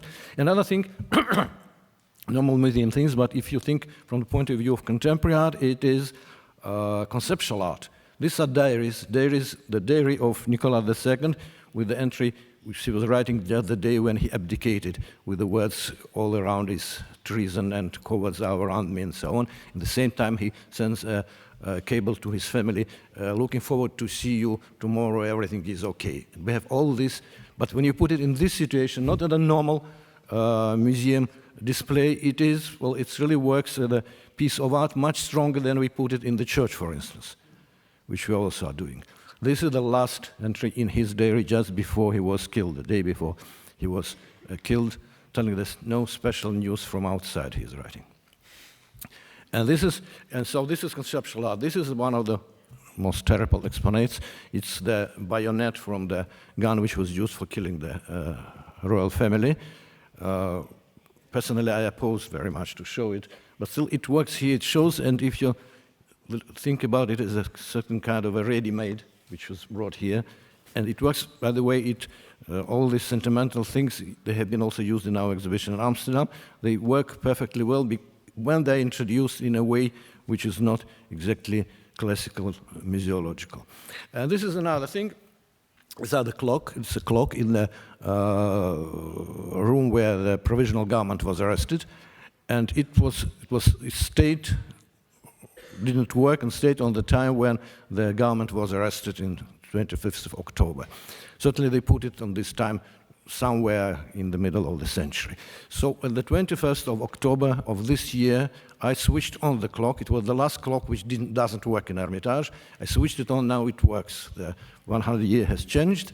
And the clock, historical clock, which had a history. It was considered to be a French clock from 18th century. Now we know it is from the 19th century. And now it is also kind of attraction to tell the story, how it is connected with another attractions in Hermitage, like the peacock clock, which is switched on once a week on Wednesdays and 8 o'clock, and is quite a performance. And also our great masterpiece of contemporary art, that Red Wagon by Kabakovs, which is also kind of a performance for the visitors, and it will be the center of a big exhibition of Kabakovs, which we are organizing in Hermitage after the Tate, and I think before, after the Tretyakov Gallery, where this piece will be a center of whole exhibition and installation, because it's kind of performance, people going in, listening to music, going out. It's a new way of using art and speaking with the visitors. This was the dialogue between space and art and between the things in the collection. This one is a great example of what we have done. It's our exhibition of Jan Faber. You see Jan Faber's sculpture, and you see this Angry Birds by Snyders on the wall of Hermitage. It's one of the many parallels which are at the base of this exhibition, bringing together very contemporary art with a very classical art, which certainly made a big scandal and a lot of hate letters to me about how do you dare. Another way of dialogue is that our General Staff building, and this is part of our Manifesta Festival, Hirschhorn's sculpture, which is very much connected and plays with the building inside which it is built, inside of which it was built, especially if you remember how the building looked before we restored it. And also there is another dialogue, an iron dialogue with another worlds. Another worlds, for us, another worlds are all the places outside of St. Petersburg. Amsterdam, where we have Hermitage Amsterdam, Italy, where we have Hermitage Italy, Kazan on Volga, where we have Hermitage Kazan, and now we are going to have Hermitage Moscow, which is also a very special world. And this project of Hermitage Moscow, the project is already ready, is by Hani Rashid, and in 2 years it will be opened in Moscow in a new space which is developed. It will be Hermitage Moscow, but it will be especially for contemporary and modern art. It's not Hermitage in general like in other places. There will be two spaces, one for contemporary art, another big one for modern art, where we can show modern art, including Shukin-Marodov collections and other things. A certain laboratory for and studios for very contemporary art, and we think that it will be a very important place for dialogue between two cultures. They had quite different cultures of contemporary art, Russia and St. Petersburg, Russia and Leningrad. Here we can make exhibitions which we have done, but which have never been to Moscow, like Jan Faber, Anselm Kiefer, and others.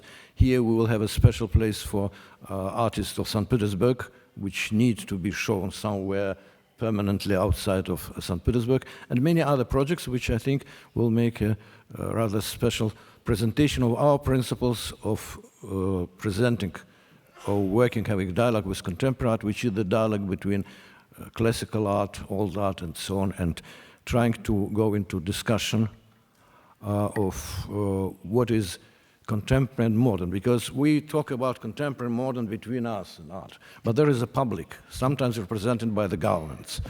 Our government, like also the French one, is very much anxious about the use of the Russian language. And recently they also instructed us to use properly Russian language when they speak about art. Contemporary doesn't mean, современный doesn't mean just new art or modern art.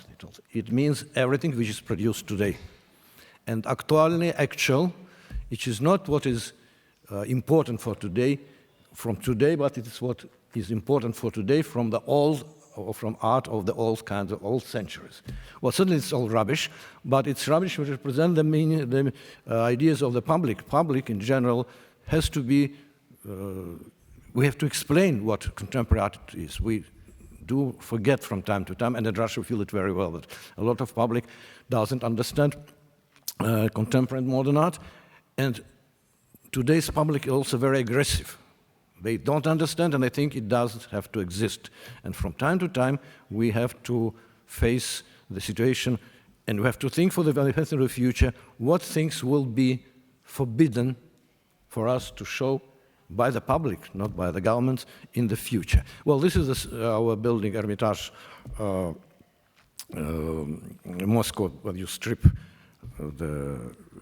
walls. As when we speak about what will be considered an outrage, well, this great picture from Shukin collection, Great Picasso, was outrage for most of the Russian public 60 years ago, and was kind of forbidden, and to showing it was a miracle, a great effort by the museum, and so on and so on. Now, nobody, so there's still some people, but everybody knows that it's a masterpiece, it's okay to have it on the walls of the museum. I'm not showing you what brings outrage today, just to be politically correct in Russia, but let's speak for the future. This great Canova, I'm waiting for the moment when I'll be not ordered by the people, will try to get this this sculpture out of the galleries. From why side? Because it's certainly we have three girls talking or making love to each other, which could be considered something like rather propaganda of homosexuality, or from another side, and we can have both sides, it will be considered to the outrageous naked women, no respect, sexual harassment, whatever you call, putting this picture in the rooms. It is not a joke, it's the world in which we are living. It's a very interesting world, and it's changing every day, and we have to face it. And this is, certainly it is a laboratory. It's very dangerous sometimes to let people get into laboratories because they can destroy what they see and what they are afraid. But, well, it's our life, and it's it's fun to do. Thank you.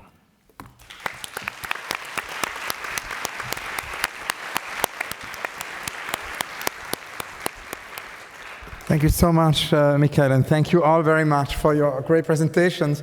I think for the discussion now, there are so many possibilities, where we could take it, because it's obviously an immense topic, the 21st century, the Museum of the Future. But I think given the context, of the exhibition here, of the MoMA collection, it could be interesting to actually focus really more on the topic of the collection, the future of the collection, and all your speeches have so many points on that. So I wanted to maybe begin with a first question to all of you about that. Because, of course, we all recognize that there is not one single art historical narrative, and we recognize the urgency of bringing greater diversity into the collection. And I thought it was very interesting when Michael said that, and that's true, I think, for most collections we visit now, that there is a great diversity in terms of recent art production and a less great diversity if we go back. So I wanted to ask, in a way, how you all feel about how to bring greater diversity maybe into the past of the collections. Because, of course,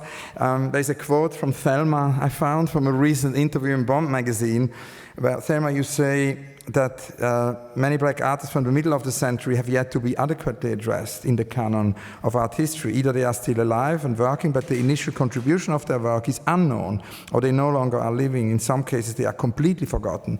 And often I have this experience of getting a call from the son or daughter or lover of one of these artists who dies, and they ask me to come over and see this work. Inevitably, you'll walk into an apartment, and it's the whole career just there, just the work, but everything, letter of rejection from each show, received some jury exhibition, and then you say there is a lot of work to be done. So I wanted to ask you all to tell us a little bit more about this lot of work to be done.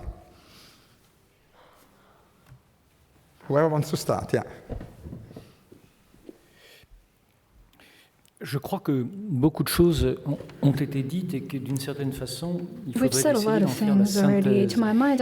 Dès lors que nous parlons de la collection, je crois que nous sommes tous d'accord. We're talking about the collection. I think we all agree to consider the collection as a tool. À mon compte ce que Glenn disait tout à l'heure. I remember what Glenn said earlier. L'espace du musée ne saurait être un espace figé. The space of a museum is not frozen in stone. By definition, it is speculative in nature. What do I mean by speculative? I think you'll agree with me on that, Glenn.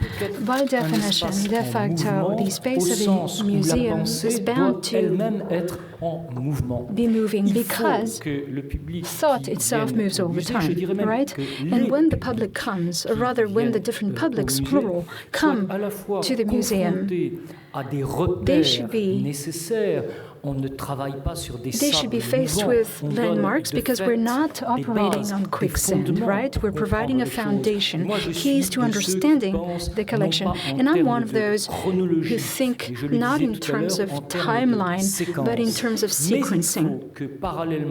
But in parallel, what we need is, and this is where de facto architecture plays a fundamental role, I think that in parallel we need to be able to develop what we call sort of a step aside. We need to be able to step aside so that the museum space becomes a space, a venue for conversation. And I'm referring to 18th century debates. Le sens de cette idée qui, au XVIIIe siècle, faisait This idea was born in the 18th century. By definition, we needed a venue for discourse, for criticism, and by definition and fundamentally, a museum is a social space. We all know that. It is a venue where different audiences come together, different publics come together. So there are different tempos that coexist, different paces. But I don't think that this can be done in abstracto. I think that we need to base ourselves on a substrate, on a material, on a highly diverse substrate. I like it that Mikhail is showing us letters written by Nicholas II. I love it that you're sharing with us your archives, because by definition, a museum, more than ever, should become a resource center. I'm one of those who believe, like my friend Manolo, I'm one of those who loves a window, a showcase. Yes, you should look at the museum from afar. I'm not against that principle. I like that contemplative gaze. I like the fact that a work of art can cause fascination. But I also want the audience to be able to take a closer look. And when you do take a closer look, you realize that you're dealing with a material that is also subject to today's reality. Let's not sweep this under the rug. We have a number of new digital technologies, new possibilities for asking questions, for engaging in a conversation, for connecting the museum with its surrounding environment and the world as it stands today, and that is a fundamental resource we're dealing with. So we cannot deny that diversity is key, but it is a complex term that we need to explore further. By definition, a museum is a laboratory. But I don't mean a meth lab.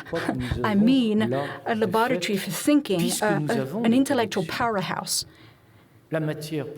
By definition, we have the collection, we have the material for thinking, we have the substrate we need in order to intellectualize and decide how we want to develop this particular collection. I believe this is the question we need to ask. More than ever, collecting is an increasingly complex challenge. And I don't just mean because of money issues, not just because art is expensive. Art has always been expensive, even Louis XIV, and he was loaded. This guy had money. And faced with the work of Valentine, he said, gee, today's art is expensive. So art has always been expensive. But what matters is why we collect art. What is the purpose? What is the purpose of putting together a collection in today's globalized world? Comments, particularly on this question of, Michael, what you said in terms of more diversity in terms of the past, not just the recent past. How can we make collections more diverse going further back?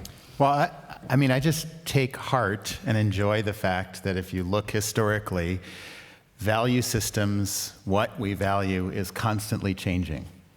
I was in a meeting of our acquisitions committee not long ago when one of my trustees asked the question, when was it that painting became more expensive than furniture?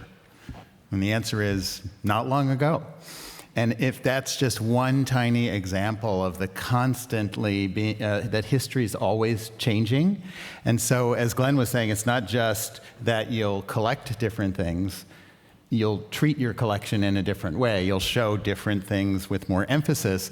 Some people might say, well, in a certain period of European history, there just weren't any women artists. Well, maybe there'll be a time in the future we wouldn't dare make or be interested in a period where that wasn't the case. So we might show a lot less of it.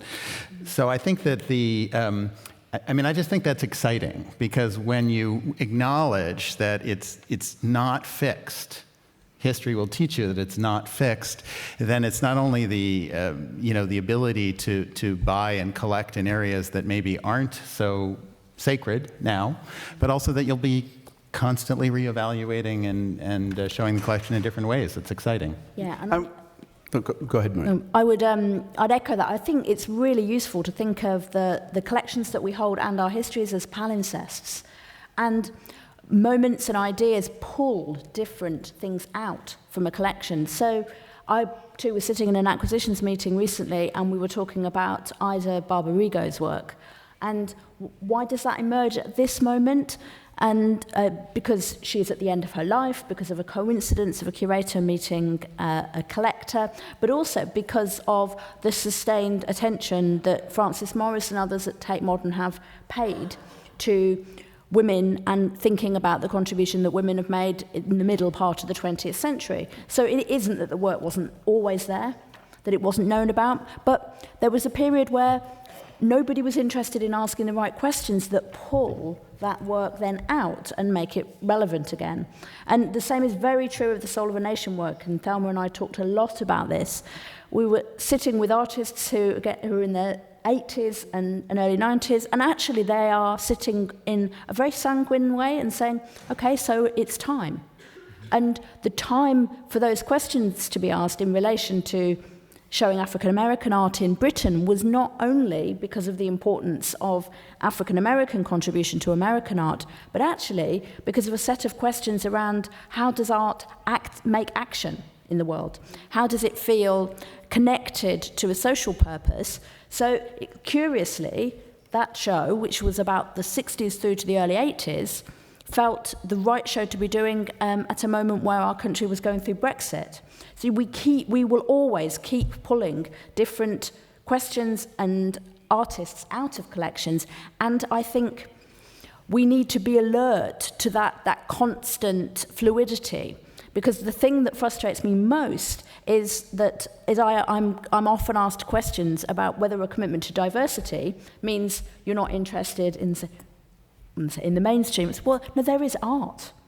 There is a constellation of art which is shaped by political and cultural forces, and because you are interested in diversifying the questions we ask doesn't mean that you are wanting to, again, establish a new art history. You're actually wanting to allow more cadences to be heard simultaneously. I think that's actually a beautiful way of framing it in terms of cadences. I've increasingly become uninterested in the idea of a collection. I think it is such a analog 19th century notion of the foundational dimension of a museum. It's certainly an important instrument, to use Bernard's analogy. But actually, I think if we get away from thinking about collections and think more about the stories that need to be told and the voices that need to be surfaced and the cadences that need to be emphasized, then this problem of not having adequately represented women in the early 20th century, or African Americans in mid-century, or Asians in the late 20th century, all of which, the moment you really start to think about it, is about bias. It's not about the lack of artistic creativity. One can begin to interrogate intent.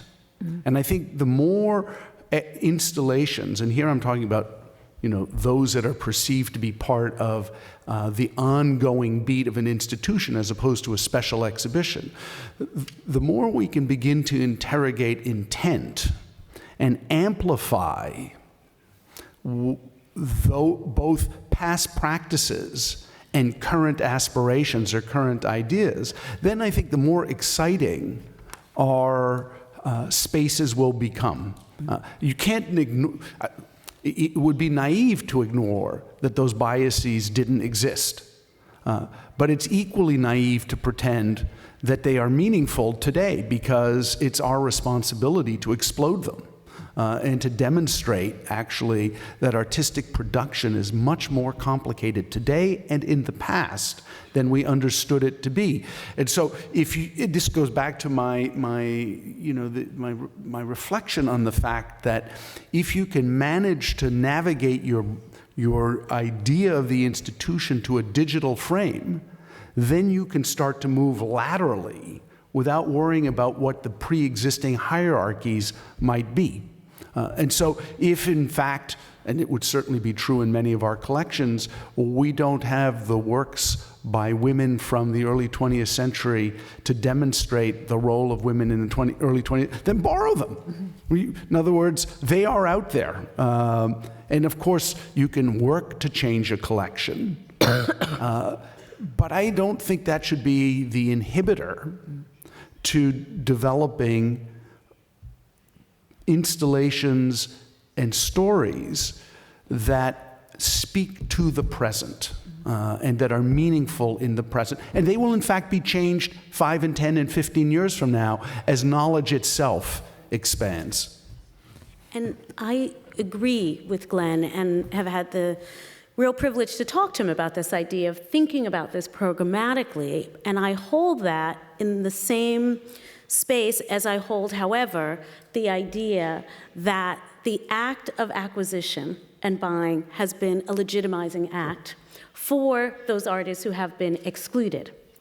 So, for example, an incredible space within the Studio Museum archive of our collection are the number of works that came to us as gifts after they had not been accepted as gifts in the 70s by many other institutions. Works that now, by artists, that stand at the top of the reinterpretation that many institutions are involved in, right? So artists that I could name that now are being seen in that way. So I think that while, Glenn, that is true, the history of the way, in very expedient terms, these exclusions have often been addressed has been through the simple, somewhat temporary act of presentation. And those histories get erased.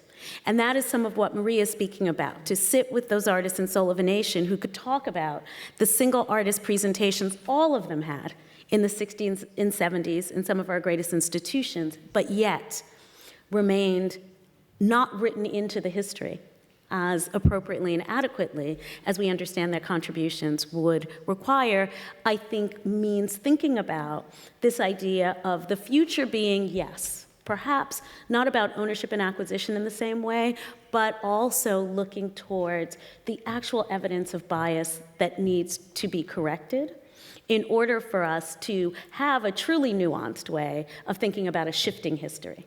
Yeah, I mean, the fundamental issue, right, is there's nothing new under the sun, right? So you can look at an artist like Faith Ringgold, brilliant activist artist. It wasn't that she was not present in the 1960s and 70s. She was. It's that voice gets forgotten. Now, why is that? And will we forget it again? What is it to prevent us? Right? It's the work that's in your collection. I think it, of course, I agree with you about the affirmative power of acquisition. But I think it's even more about the affirmative commitment to display. There are at least 2 museums of modern art. There's the Museum of Modern Art that's on the walls, and there's actually a different museum that's in our collection. So just the fact that we own it in no way means that a work of art is present, right? Even if it's digitally present on an internet. I think the only act of affirmation that we can make that's meaningful is presence. So there's some tension or dialogue or possibility between owning it. Of course, that enables presence, but it's more important that it's actually on the walls in some regular beat. Otherwise, it becomes invisible again. Anyway, it's an interesting issue.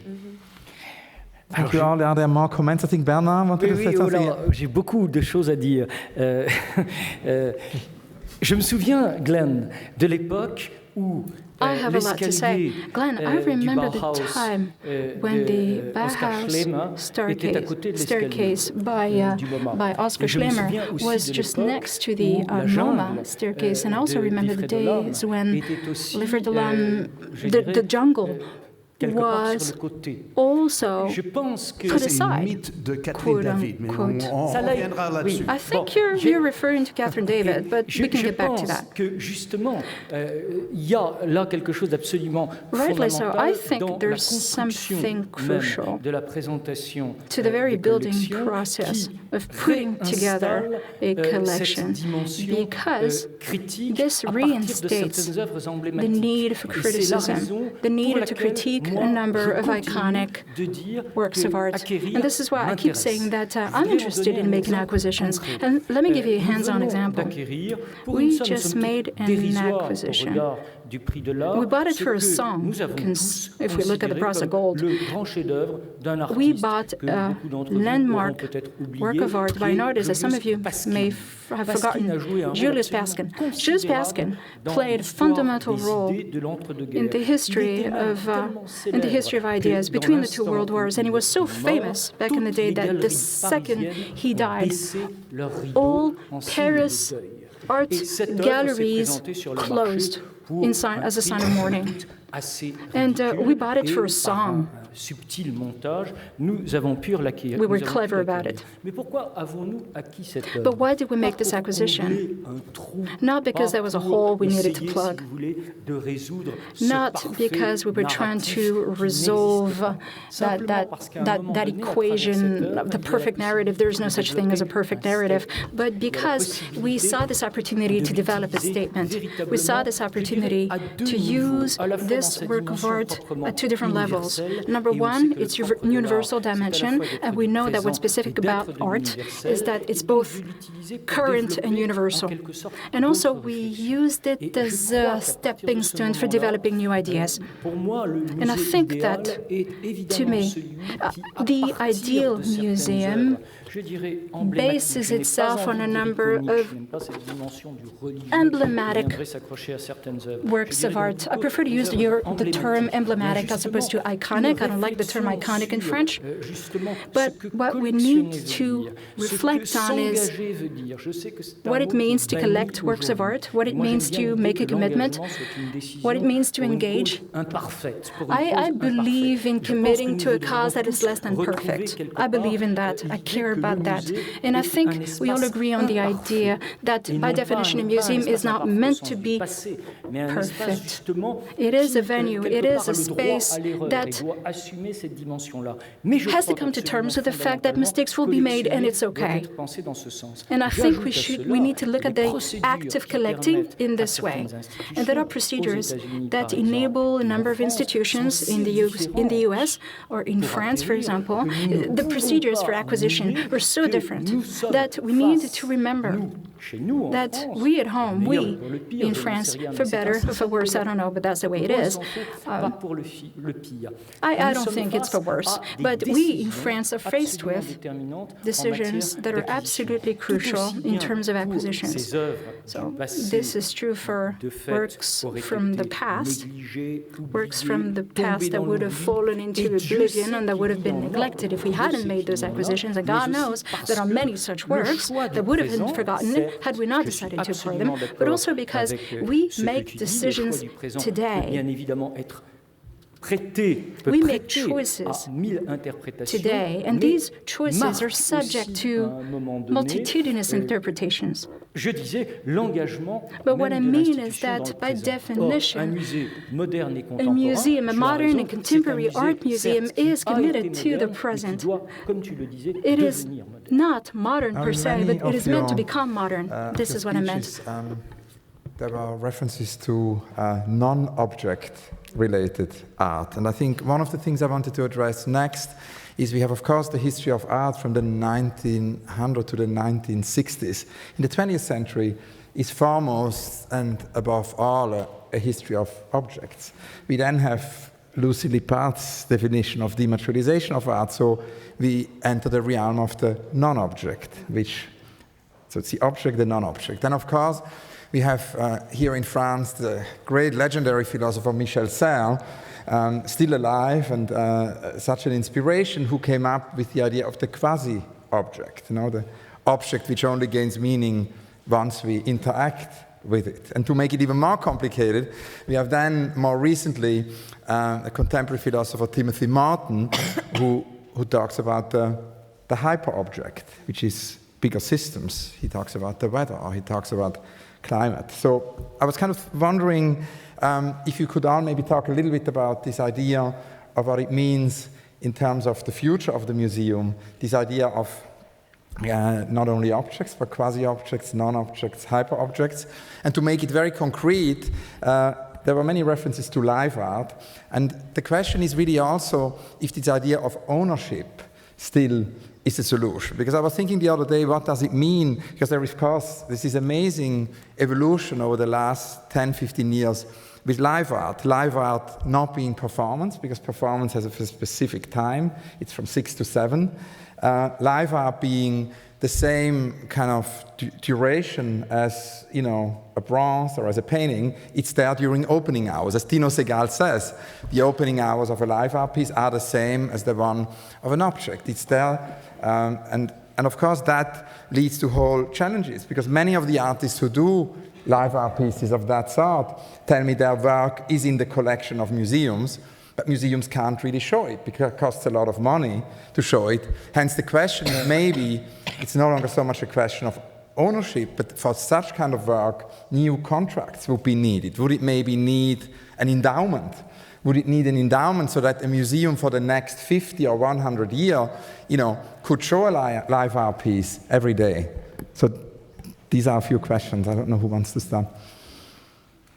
I think from my perspective, it's our responsibility as museums to figure out how to work with the most interesting art, even if it's incredibly difficult, extremely expensive, and poses all sorts of methodological and conceptual problems.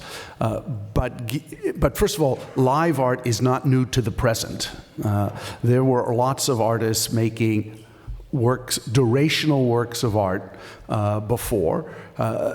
And so there's a history that can be reconstructed as well. And sometimes that history is only known through archival material. So one of the larger questions about live art is what happens when the artist isn't alive? How does that art continue? And there are artists like Marina Abramovich and others who are thinking about those issues. But more importantly, I think what's so interesting today is the number of institutions that are grappling with this problem. We made a huge commitment that we would think about live art, not just performance art, but live art, as part of our collection, that it would be seen within the frame of our collection, not as a separate place. You don't, whether it be in the garden or in our atrium, but literally that one think about that as equally important to what's its opposite to objectified art, so tangible art, something that sits on a wall or on a pedestal. How we'll feel about that in 5 or 10 years is hard to say. Will we have the funding to sustain it? Will artists have the willingness to sustain it? Will our public engage with it? We'll find out, but I think it's the kind of experiment that has to be done, again, with a kind of open mind that you're entering territory that doesn't yet have a prescription to it in terms of how to realize it. Yeah, I would pick that up. And you are building spaces that will accommodate that kind of work, and Tate Modern 2 absolutely has that. So the tanks are there for that kind of use, but increasingly that kind of live work finds its ways throughout our displays and collections because we're following where artists are taking us. And I think if we go back to Glenn's idea of the museum as a laboratory, one of the most important things I think we have to hold on to, and I don't think we have always done this, is to remember that the point of being in a laboratory is to test some things and have unexpected results, not to test things and get what you know, because then you are not doing an experiment. And the commitment to being prepared for unexpected results seems to me one of the most important things. So practically, at the moment at Tate, we are talking to our patrons and supporters about activation funds rather than acquisition funds, or at least ensuring that when the artists propose work to us, we quantify both the acquisition and the activation and its ongoing costs. And we are beginning to talk to many other institutions about jointly, multiply owning these works so that they can have a greater geographical and a greater reach over time. And I think the most exciting part of that, we saw at Tate wonderfully with Tino's work. So in the Turbine Hall, his major piece had one set of meanings that were connected to a major capital city that's full of tourists, people coming through that space and having stories whispered into their ears. But then when I saw it in Londonderry, which is a place where I had family and grew up as a child, a country where the playgrounds used to close on a Sunday because that was the religious direction. The way in which social interaction and conversation happens is very, very different. And peculiarly for a quite closed-down country, Northern Ireland is very, very chatty. And so when Tino made that work, however much he wanted to control what happened in that experiment, Northern Irish people talked a lot more than Londoners. And so the actors were stuck in the piece for much longer. And you started to see this extraordinary pleasure of the public absolutely taking over the work, and it taking an utterly different form. And all I think that shows us is that we have to be absolutely committed to the openness for things to take forms that we can't imagine even as we initiate them. Anybody else wants to comment? And I would just add that for an institution like the Studio Museum that is artist-centered, we have sort of taken on the idea of live arts as simply a progression of the thinking of how we can support artists. Now, it is with the acknowledgement, as Maria says, of the relationship to activation, but we've also seen it as a project of reclamation. The history of live arts works that don't have an archival home, that do not have the potential, if not for some formality around this sort of idea of stewardship of them, that they can then live. So a lot of the future sense of both the way the physical space has been designed, the new building, but also the thinking about the sort of collection as archive, it is with live arts at the center of that conversation, more so than fixed objects. Yeah. Anybody else wants to comment? Yeah. I was going to say, it's interesting when you're in a museum that deals with ancient art as well, you're constantly aware that objects are fragments. And I would say all objects, you know, that semi-object or hyper-object, it's all a continuum. And part of what we say we do in museums when we collect something is to preserve it. What does that mean? It means to preserve the thing, the artifact, but really the context, right? So much is built around education and interpretation. And we built all these tools. So in essence, that is our job, if we're doing it well, is to think about all kinds of cultural production, including performance, live art, all these things. And we now have a lot of tools that we maybe need to invest more in to hold them. And whether it's a physical object or not seems very immaterial, to use a bad pun. I mean, in that sense. Ce que Tino Sehgal a what Tino Sehgal developed c'est une critique du devenir objet de la performance. Is a criticism of how the performance could become an object. But I think he didn't put the phatic function of the memory, you know, And this function has a price. And we are interested in Tino's work, but we also are confronted with this reality. What is the price of memory? And if you decide to host one of Tino Sehgal's work, there's a cost to it, quite a big one, actually. And I think there is an important issue that we have to raise here, is that obviously the part there is between the acquisition of an object and the way you actually help people to engage with all these objects. I believe in what Jacobson was saying. Don't forget that I was in Berlin during the Dada Fair, which means that I was there to hear noises and sound, which means that he meant if something about linguistics developed through me, it's because I heard those noises and sound. So what does it mean for today? If you put a Dada room with all the relics that Tino Sehgal denounces, you have to call to the Kurschwieter's voice with his horse sonata. You have to put some document or archives showing that Dada was also presenting a criticism of the objectivity or so-called objectivity of the art object or art artifacts. So let's go back to collections, and I think that today the way we do and undo the way our viewers engage to our works or collections, I think we just have to do this. If we want to rethink modernity, we have to do that using categories that are not necessarily the one of art. It not only relates to live art, it also relates to the idea of collecting exhibitions.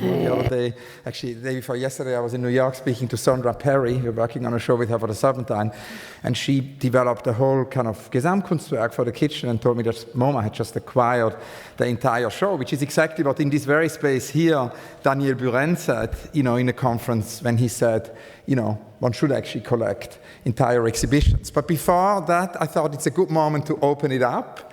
On peut ouvrir pour les questions qu'il y a dans la salle. We're going to open up for questions. Please don't speak without a mic. Is it harder to get people physically in the museum now that we have all these new technologies that allow us to see art without being present?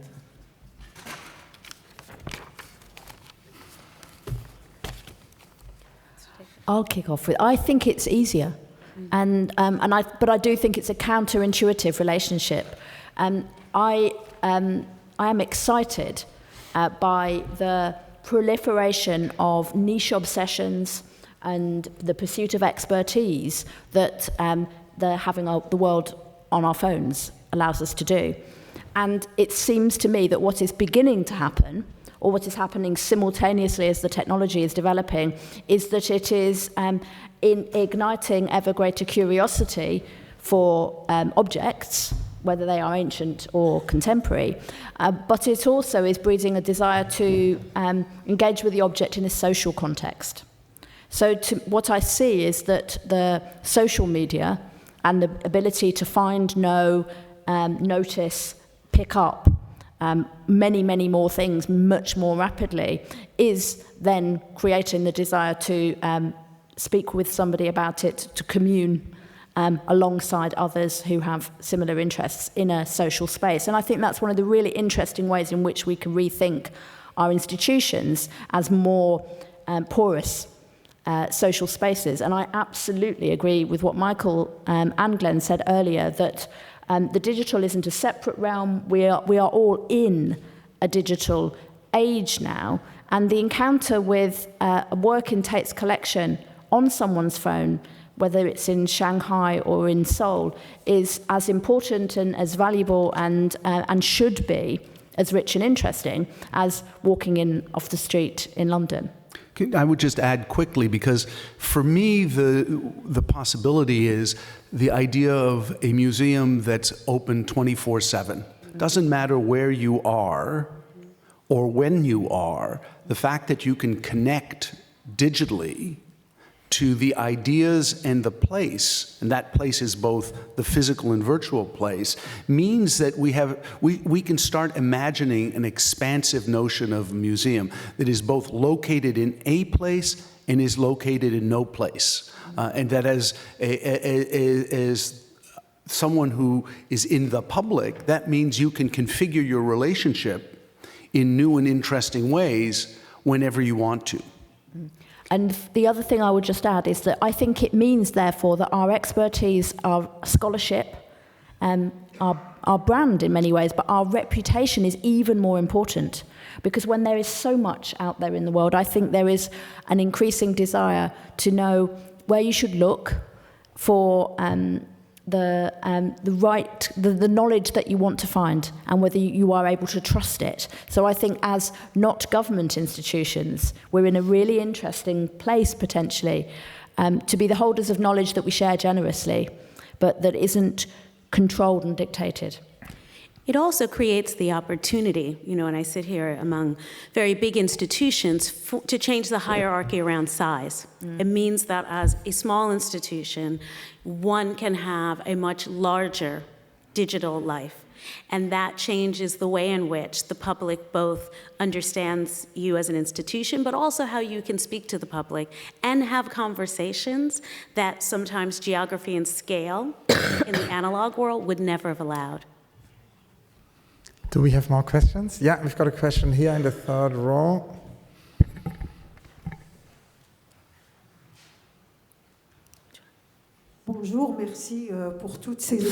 Hello, thank you very much for all those explanations. I'm from the suburbs of Paris, and I would like to know how the museums will be able to reach the people who live in these parts of towns.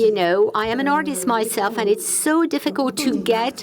I am a self-taught artist. I'm a mother as well. I started playing with the colors that my children had left behind. It helped me a lot to stand a lot of problems, and I can see all those youngsters in a way in their suburbs, and my question when we speak about being modern is how could we think about ways for the museum to actually go off-site in Paris, to go beyond the ring, to enable access to those people. Maybe I can try to answer you in a very concrete way. I think education is the key function in the museum, and you're right to say that not everyone comes to the museums. So we are making several experiments, even if I don't like the word too much. And as you know, the museum celebrated its 40th anniversary. And on the occasion of this anniversary, I proposed our chairman to do out-of-site activities. And we worked with our partners, our natural partners, but also with other institutions. So we are several cities. This demanded a lot of energy, and it had an incredible result. 1.5 million visitors actually went to these off-site or these outreach activities. I think these have to be increased. I think these have to be carried on with our heritage as well. Because despite everything I'm hearing about digital, there's nothing that can replace the physical contact, the physical relationship with a work of art. No matter the media. Are we right? Are we wrong? I believe that the experiences we are making are essential.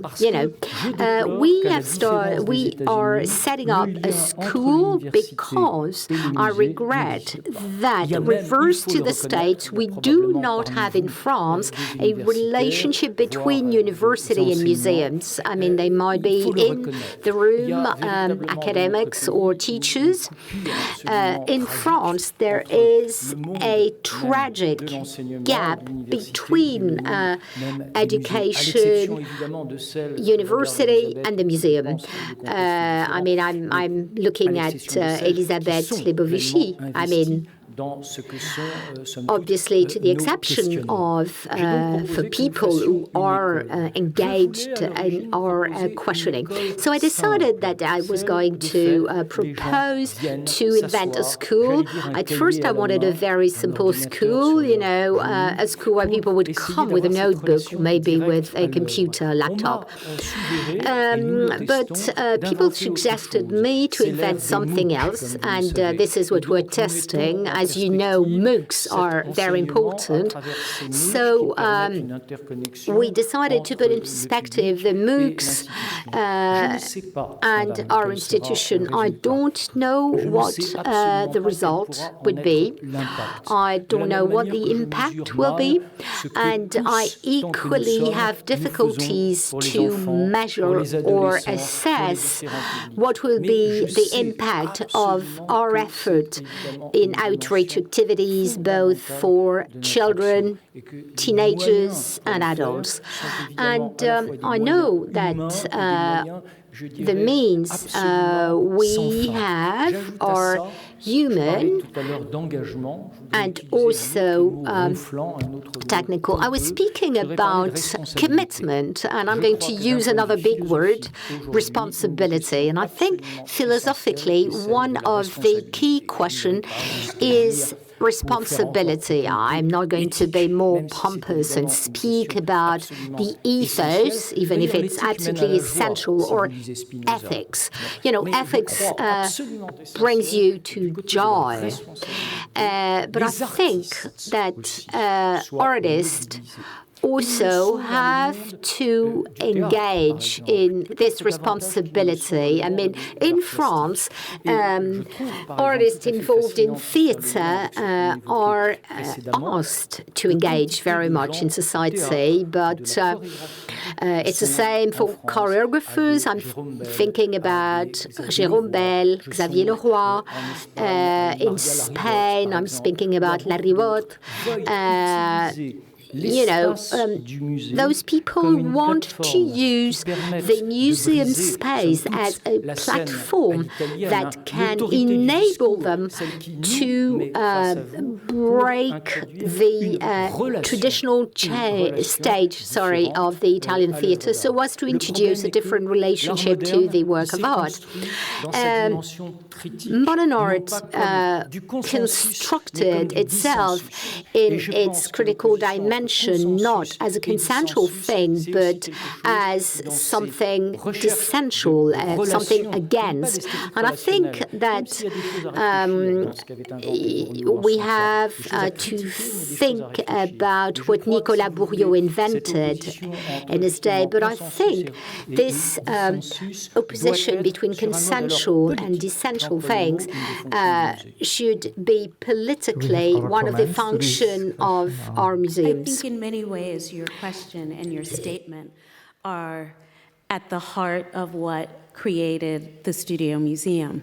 And I think when we talk about the Museum of the Future, I think we have to accept that one model does not in any way answer all the needs. And it's why I still believe deeply in the model of a kind of both site specificity and cultural specificity, which sort of privileges, on the one hand, the sort of collaborative space of interconnectedness, but also the specificity of institutions in the many places, however they are defined, even when they live outside the structures of power and privilege, that deserve museums, and therefore the museum experience becoming one that isn't about this sort of division of margin and center, but lives within the context of our many communities as they exist and live culturally.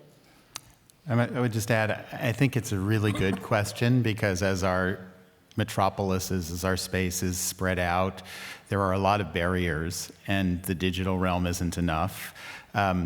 We've actually faced that problem in Los Angeles, which is so far spread out. So we've done a survey recently where we have places where we could have partnerships because there are already some existing institutions in different places. We've offered to lend in a very significant way collections and programs and pay for a lot of that. And where there are places where there is no cultural infrastructure, we're literally thinking about breaking the museum into pieces and building. It's scary because it's such a huge commitment to operate, but it seems like you have no choice in a place that is so spread out that it's not sufficient to say you have just an education program or a digital access. So we're thinking about that. Yeah. But it's a great question, and I'm very grateful that you asked this question, because we talked a lot about diversity, and I think your question brings us to the question of diversity of access, no? And it's something Arthur Jafa, whom Thelma spoke about also when we worked with him in London, he kept saying, you know, you cannot just wait for people and invite people to come and see the show. You need to bring the show into all of these communities. And I think that's something we need to do more and more. So, for example, his most important work, Love is the Message, which Thelma showed us, his icon, he didn't want to show it at the Serpentine. He said he built a tent and he wanted it to bring it to different neighborhoods, exactly as your question implies. Now, your question also brings me to a question I wanted to ask you all, which is, think about diversity of access. It leads, of course, also to the question of free admission, which is a very, very big topic in the UK. I always remember my conversations with Richard Hamilton, who, you know, he made badges for free admission and went to the street to fight for free admission. And I think, you know, given the exacerbated inequality in our societies now, this notion of free admission is more urgent than ever. And I wanted to give you an example where actually this again came to my attention. Last year, I went to the office very early one morning at the Serpentine, and taxi driver dropped me. It was like 7 a.m., so he obviously assumed it would not be opening hours of the gallery, and he said, you know, are you working there? I said, yes. He said, finally, I always wanted to meet somebody who works there because I wanted to tell the story of my daughter. So he told the story of his daughter. They went on a walk on a Sunday, and all of a sudden, his daughter basically ran into the pavilion and had a transformative experience. He said he would never ever have gone to a museum. So I said, why? And he said, because it's not for people like me. So there was this, barrier. So this idea, if only we would have charged 10 cents, his daughter would have not had this experience ever, which transformed her. The reason he wanted to tell me the story is that he said his daughter is now reading day and night architecture books, and he is convinced she's going to become an architect, and maybe she will be the next Zaha Hadid. And she would not have had this epiphany if it would not be for free admission. So I'm a very, very strong, passionate supporter of free admission, and wanted to ask you all on the panel to comment on the theme of free admission, because I think it ties in with your point. How many hours do we have? Yes, yeah, right? Yeah. Mm-hmm. I mean, I'll take a few observations on that. The idea of free admission is like sliced bread. Of course, it's an attractive idea.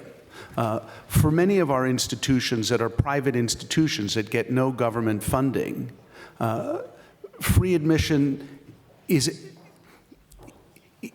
desirable but probably impossible, right? Already our trustees are subsidizing the cost of admission at a very high rate. But I'd go a step further, and so say, I would love for all cultural events to be free. But let me pose the question, why do we think free admission is more important in a museum than in a theater? More important in a museum than in the opera? More important, in other words, why do we immediately equate museums with public libraries? When in fact, they're fundamentally different. They're far closer, actually, to production houses. So I think one has to really unpack that. And actually, in most museums that have free admission, it isn't free admission. It's free admission to some part of the museum and paid admission to another part of the museum. And so why should one part of the museum be free and another part not be free? So I just think it's one of those things that it's easy to raise the question, but it's much harder to dive deeply into it and unpack it institution by institution, country by country. And I suppose as the major institution that has a majority free admission, although still very high ticket prices for so-called special exhibitions, it's right I should respond to that, because I think you are correct that there are different diagnoses to be made country by country. Where public funding is applied to the support of museums, I think it does make a very significant difference. And in the UK, public money, taxes, are dedicated towards the maintenance of our public museums, and also, although increasingly at small levels, towards the acquisition of a public collection. Tate holds the National Collection of British Art. And so from my perspective, it is absolutely fundamental that that collection is shared as widely as possible across the country. So we need to be a nationally distributed national collection. We're not just a gallery for London, Liverpool and St Ives. So that means we have a commitment to loan, and we have a commitment to support exhibitions elsewhere, and we have a commitment to tour what we do. But the economic, if you like, the economic and social realities of charging for exhibitions, as I see it at the moment at Tate, look like this, which is that we can manage to charge and be free in a large capital city. It's an economic model that works fine for London, because there are enough tourists to bankroll our very expensive large exhibitions, and there is a large enough population to really want and need the public collections that we offer for free. And the proportion of special exhibitions versus the free collections is kind of 70-30, so there is more free than you pay for. But in Liverpool, in a context of regional cities that all have free museums, it is impossible to make a paying exhibition model work. So actually, it's a bad business model for me. So it's something that we are looking at now as a really live issue. It doesn't mean that we don't want to take special exhibitions to Liverpool, but if we take them, currently, they will be seen by 20% of the visiting audience. And that seems to me madness. And so the question of access is absolutely tied to economic entitlement in the UK and elsewhere, but acutely in the UK, and it only mirrors the social and economic inequalities that we see played out across the country. Yeah. Can I just add one more? I forgot one point. Your anecdote about the young woman who came for free and wouldn't have come otherwise is a beautiful story. But I wonder whether the barrier wasn't cost, but a sense of welcome.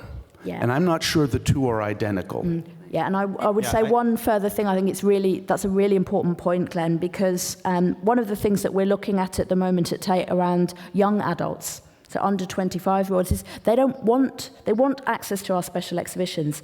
They aren't asking for them to be free. They're just asking them to be very subsidised. So because the £5 that they're willing to pay to come in adds a value, a cultural value, to the experience. Yeah, I actually think it's a bad question. Because to say that free admission is a value is a weird value. The value is to create the greatest accessibility to the most diverse audiences. And free admission or partial free admission or free Mondays or free things or free for kids are tools to create the most access for the most diverse public. And so I can just tell you very directly, I don't believe in absolute, because we've been able to use some admission charge directed mostly at people who can't afford it to increase the number of free visitors by 4 times in the last 10 years. So I think the question is always misframed as free admission. That's not the goal. We know what the goal is, and that is a tool, and it can be used in its various ways, in its various contexts. There are certain places where we would never charge admission, as Maria's saying, because it's a bad business model. So I always think it's a misplaced question, and people get very emotional about it, and they should get emotional about the other questions. We have time for 2 more questions. I have the microphone in my hand. May I ask a question? Yes, of course, yes. My name is Anne-Marie Melster. I'm the director of Artport Making Waves. It's a curatorial collective working at the intersection of art, education, and climate change since 12 years. We have been working with Tino Segal in Bonn for the Climate Change Conference COP23 now last year, 2017, for example, as you were mentioning, Tino. You have been talking, it's really a privilege for me to be here, and I'm really glad for all this new knowledge and the background stories of your museums.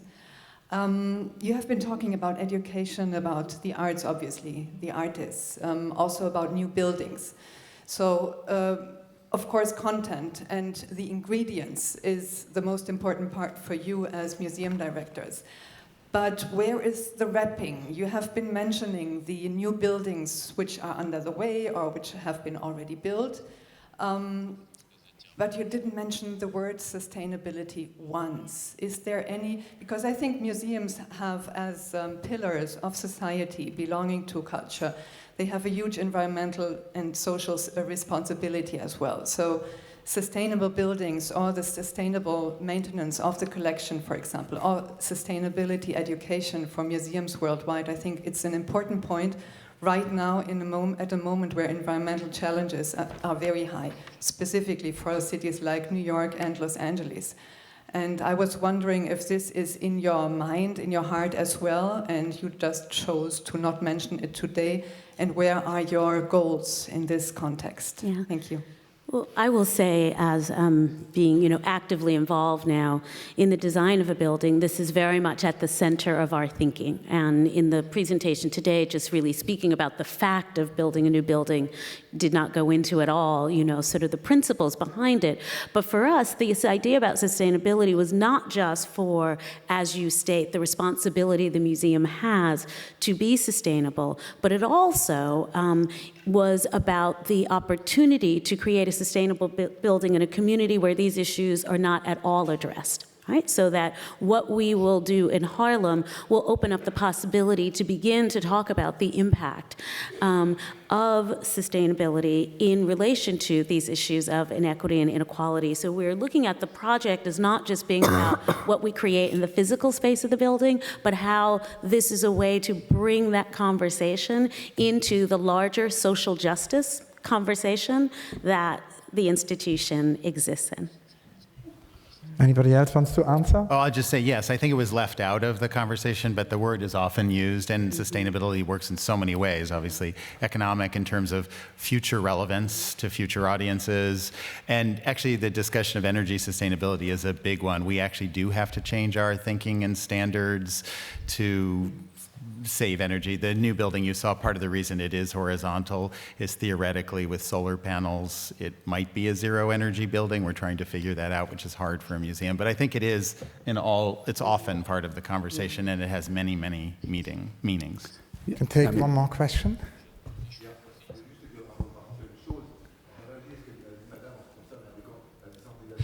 Sorry, this person speaks without mic.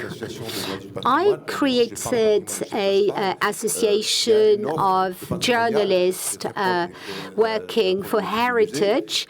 I think there's a great offer for heritage in France. There are thousands of people who actually go to visit heritage monuments, and you can't say it's only a problem of decentralization, that is how the outside of the region started to exist. There are very, very many things that exist in the region. Things you do not need a top-down approach necessarily and all the time. It could be a bottom-up approach, you know, and they can be grassroots initiatives.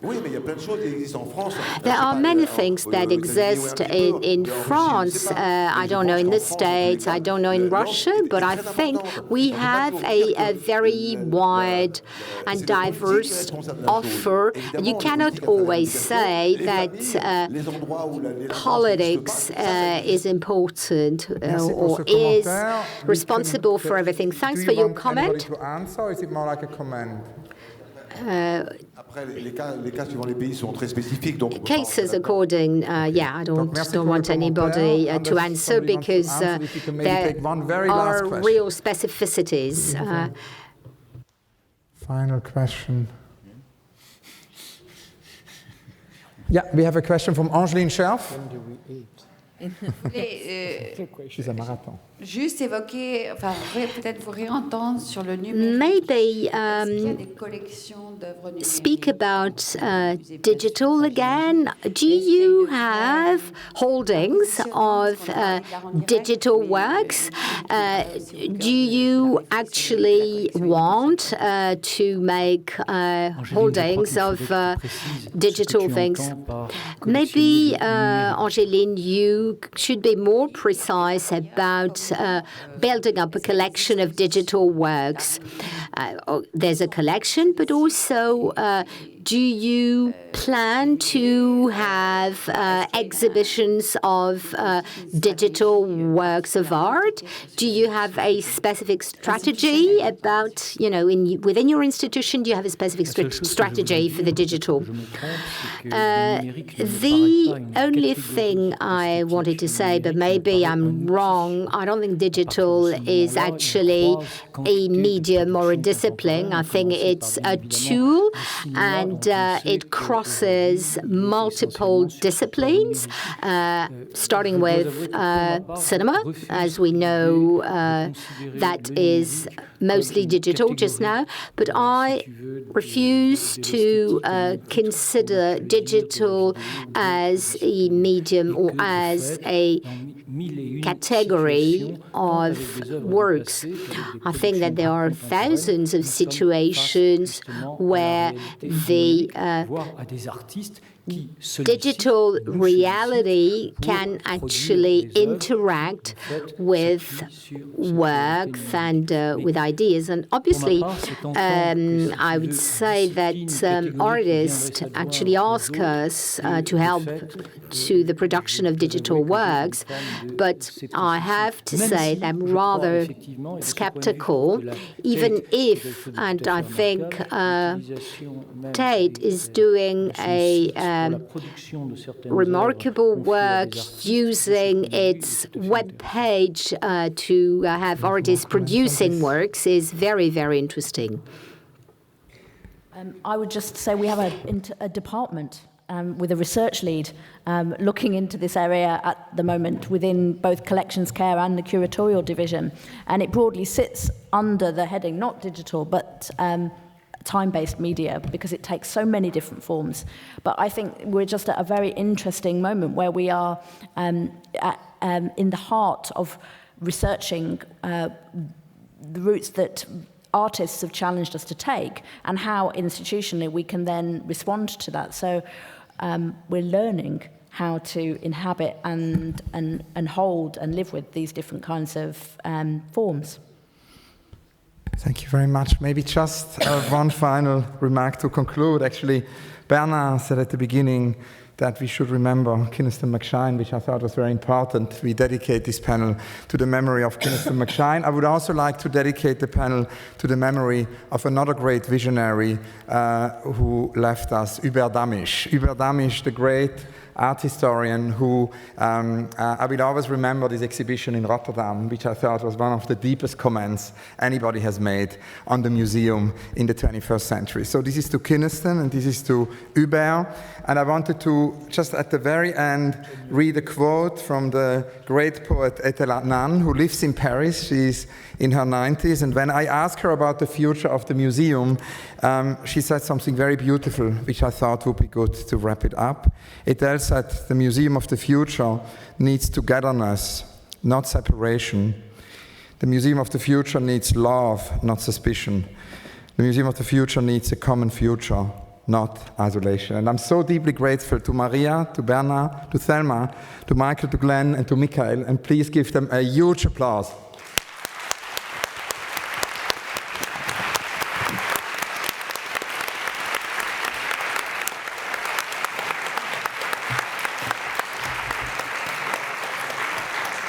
And of course, Elisabeth Lebovici will start at 2:30 for the very exciting afternoon panel. So this is a short lunch break, and then the afternoon session will start, moderated by Elisabeth. And Olivier has an announcement to make. It's 2:15. 2:15 actually. Elisabeth Lebovici's panel at 2:15. And thank you all. Thank you. Thank you very much. Wonderful panel. It's interesting how our American friends are against free admission. It's always an image.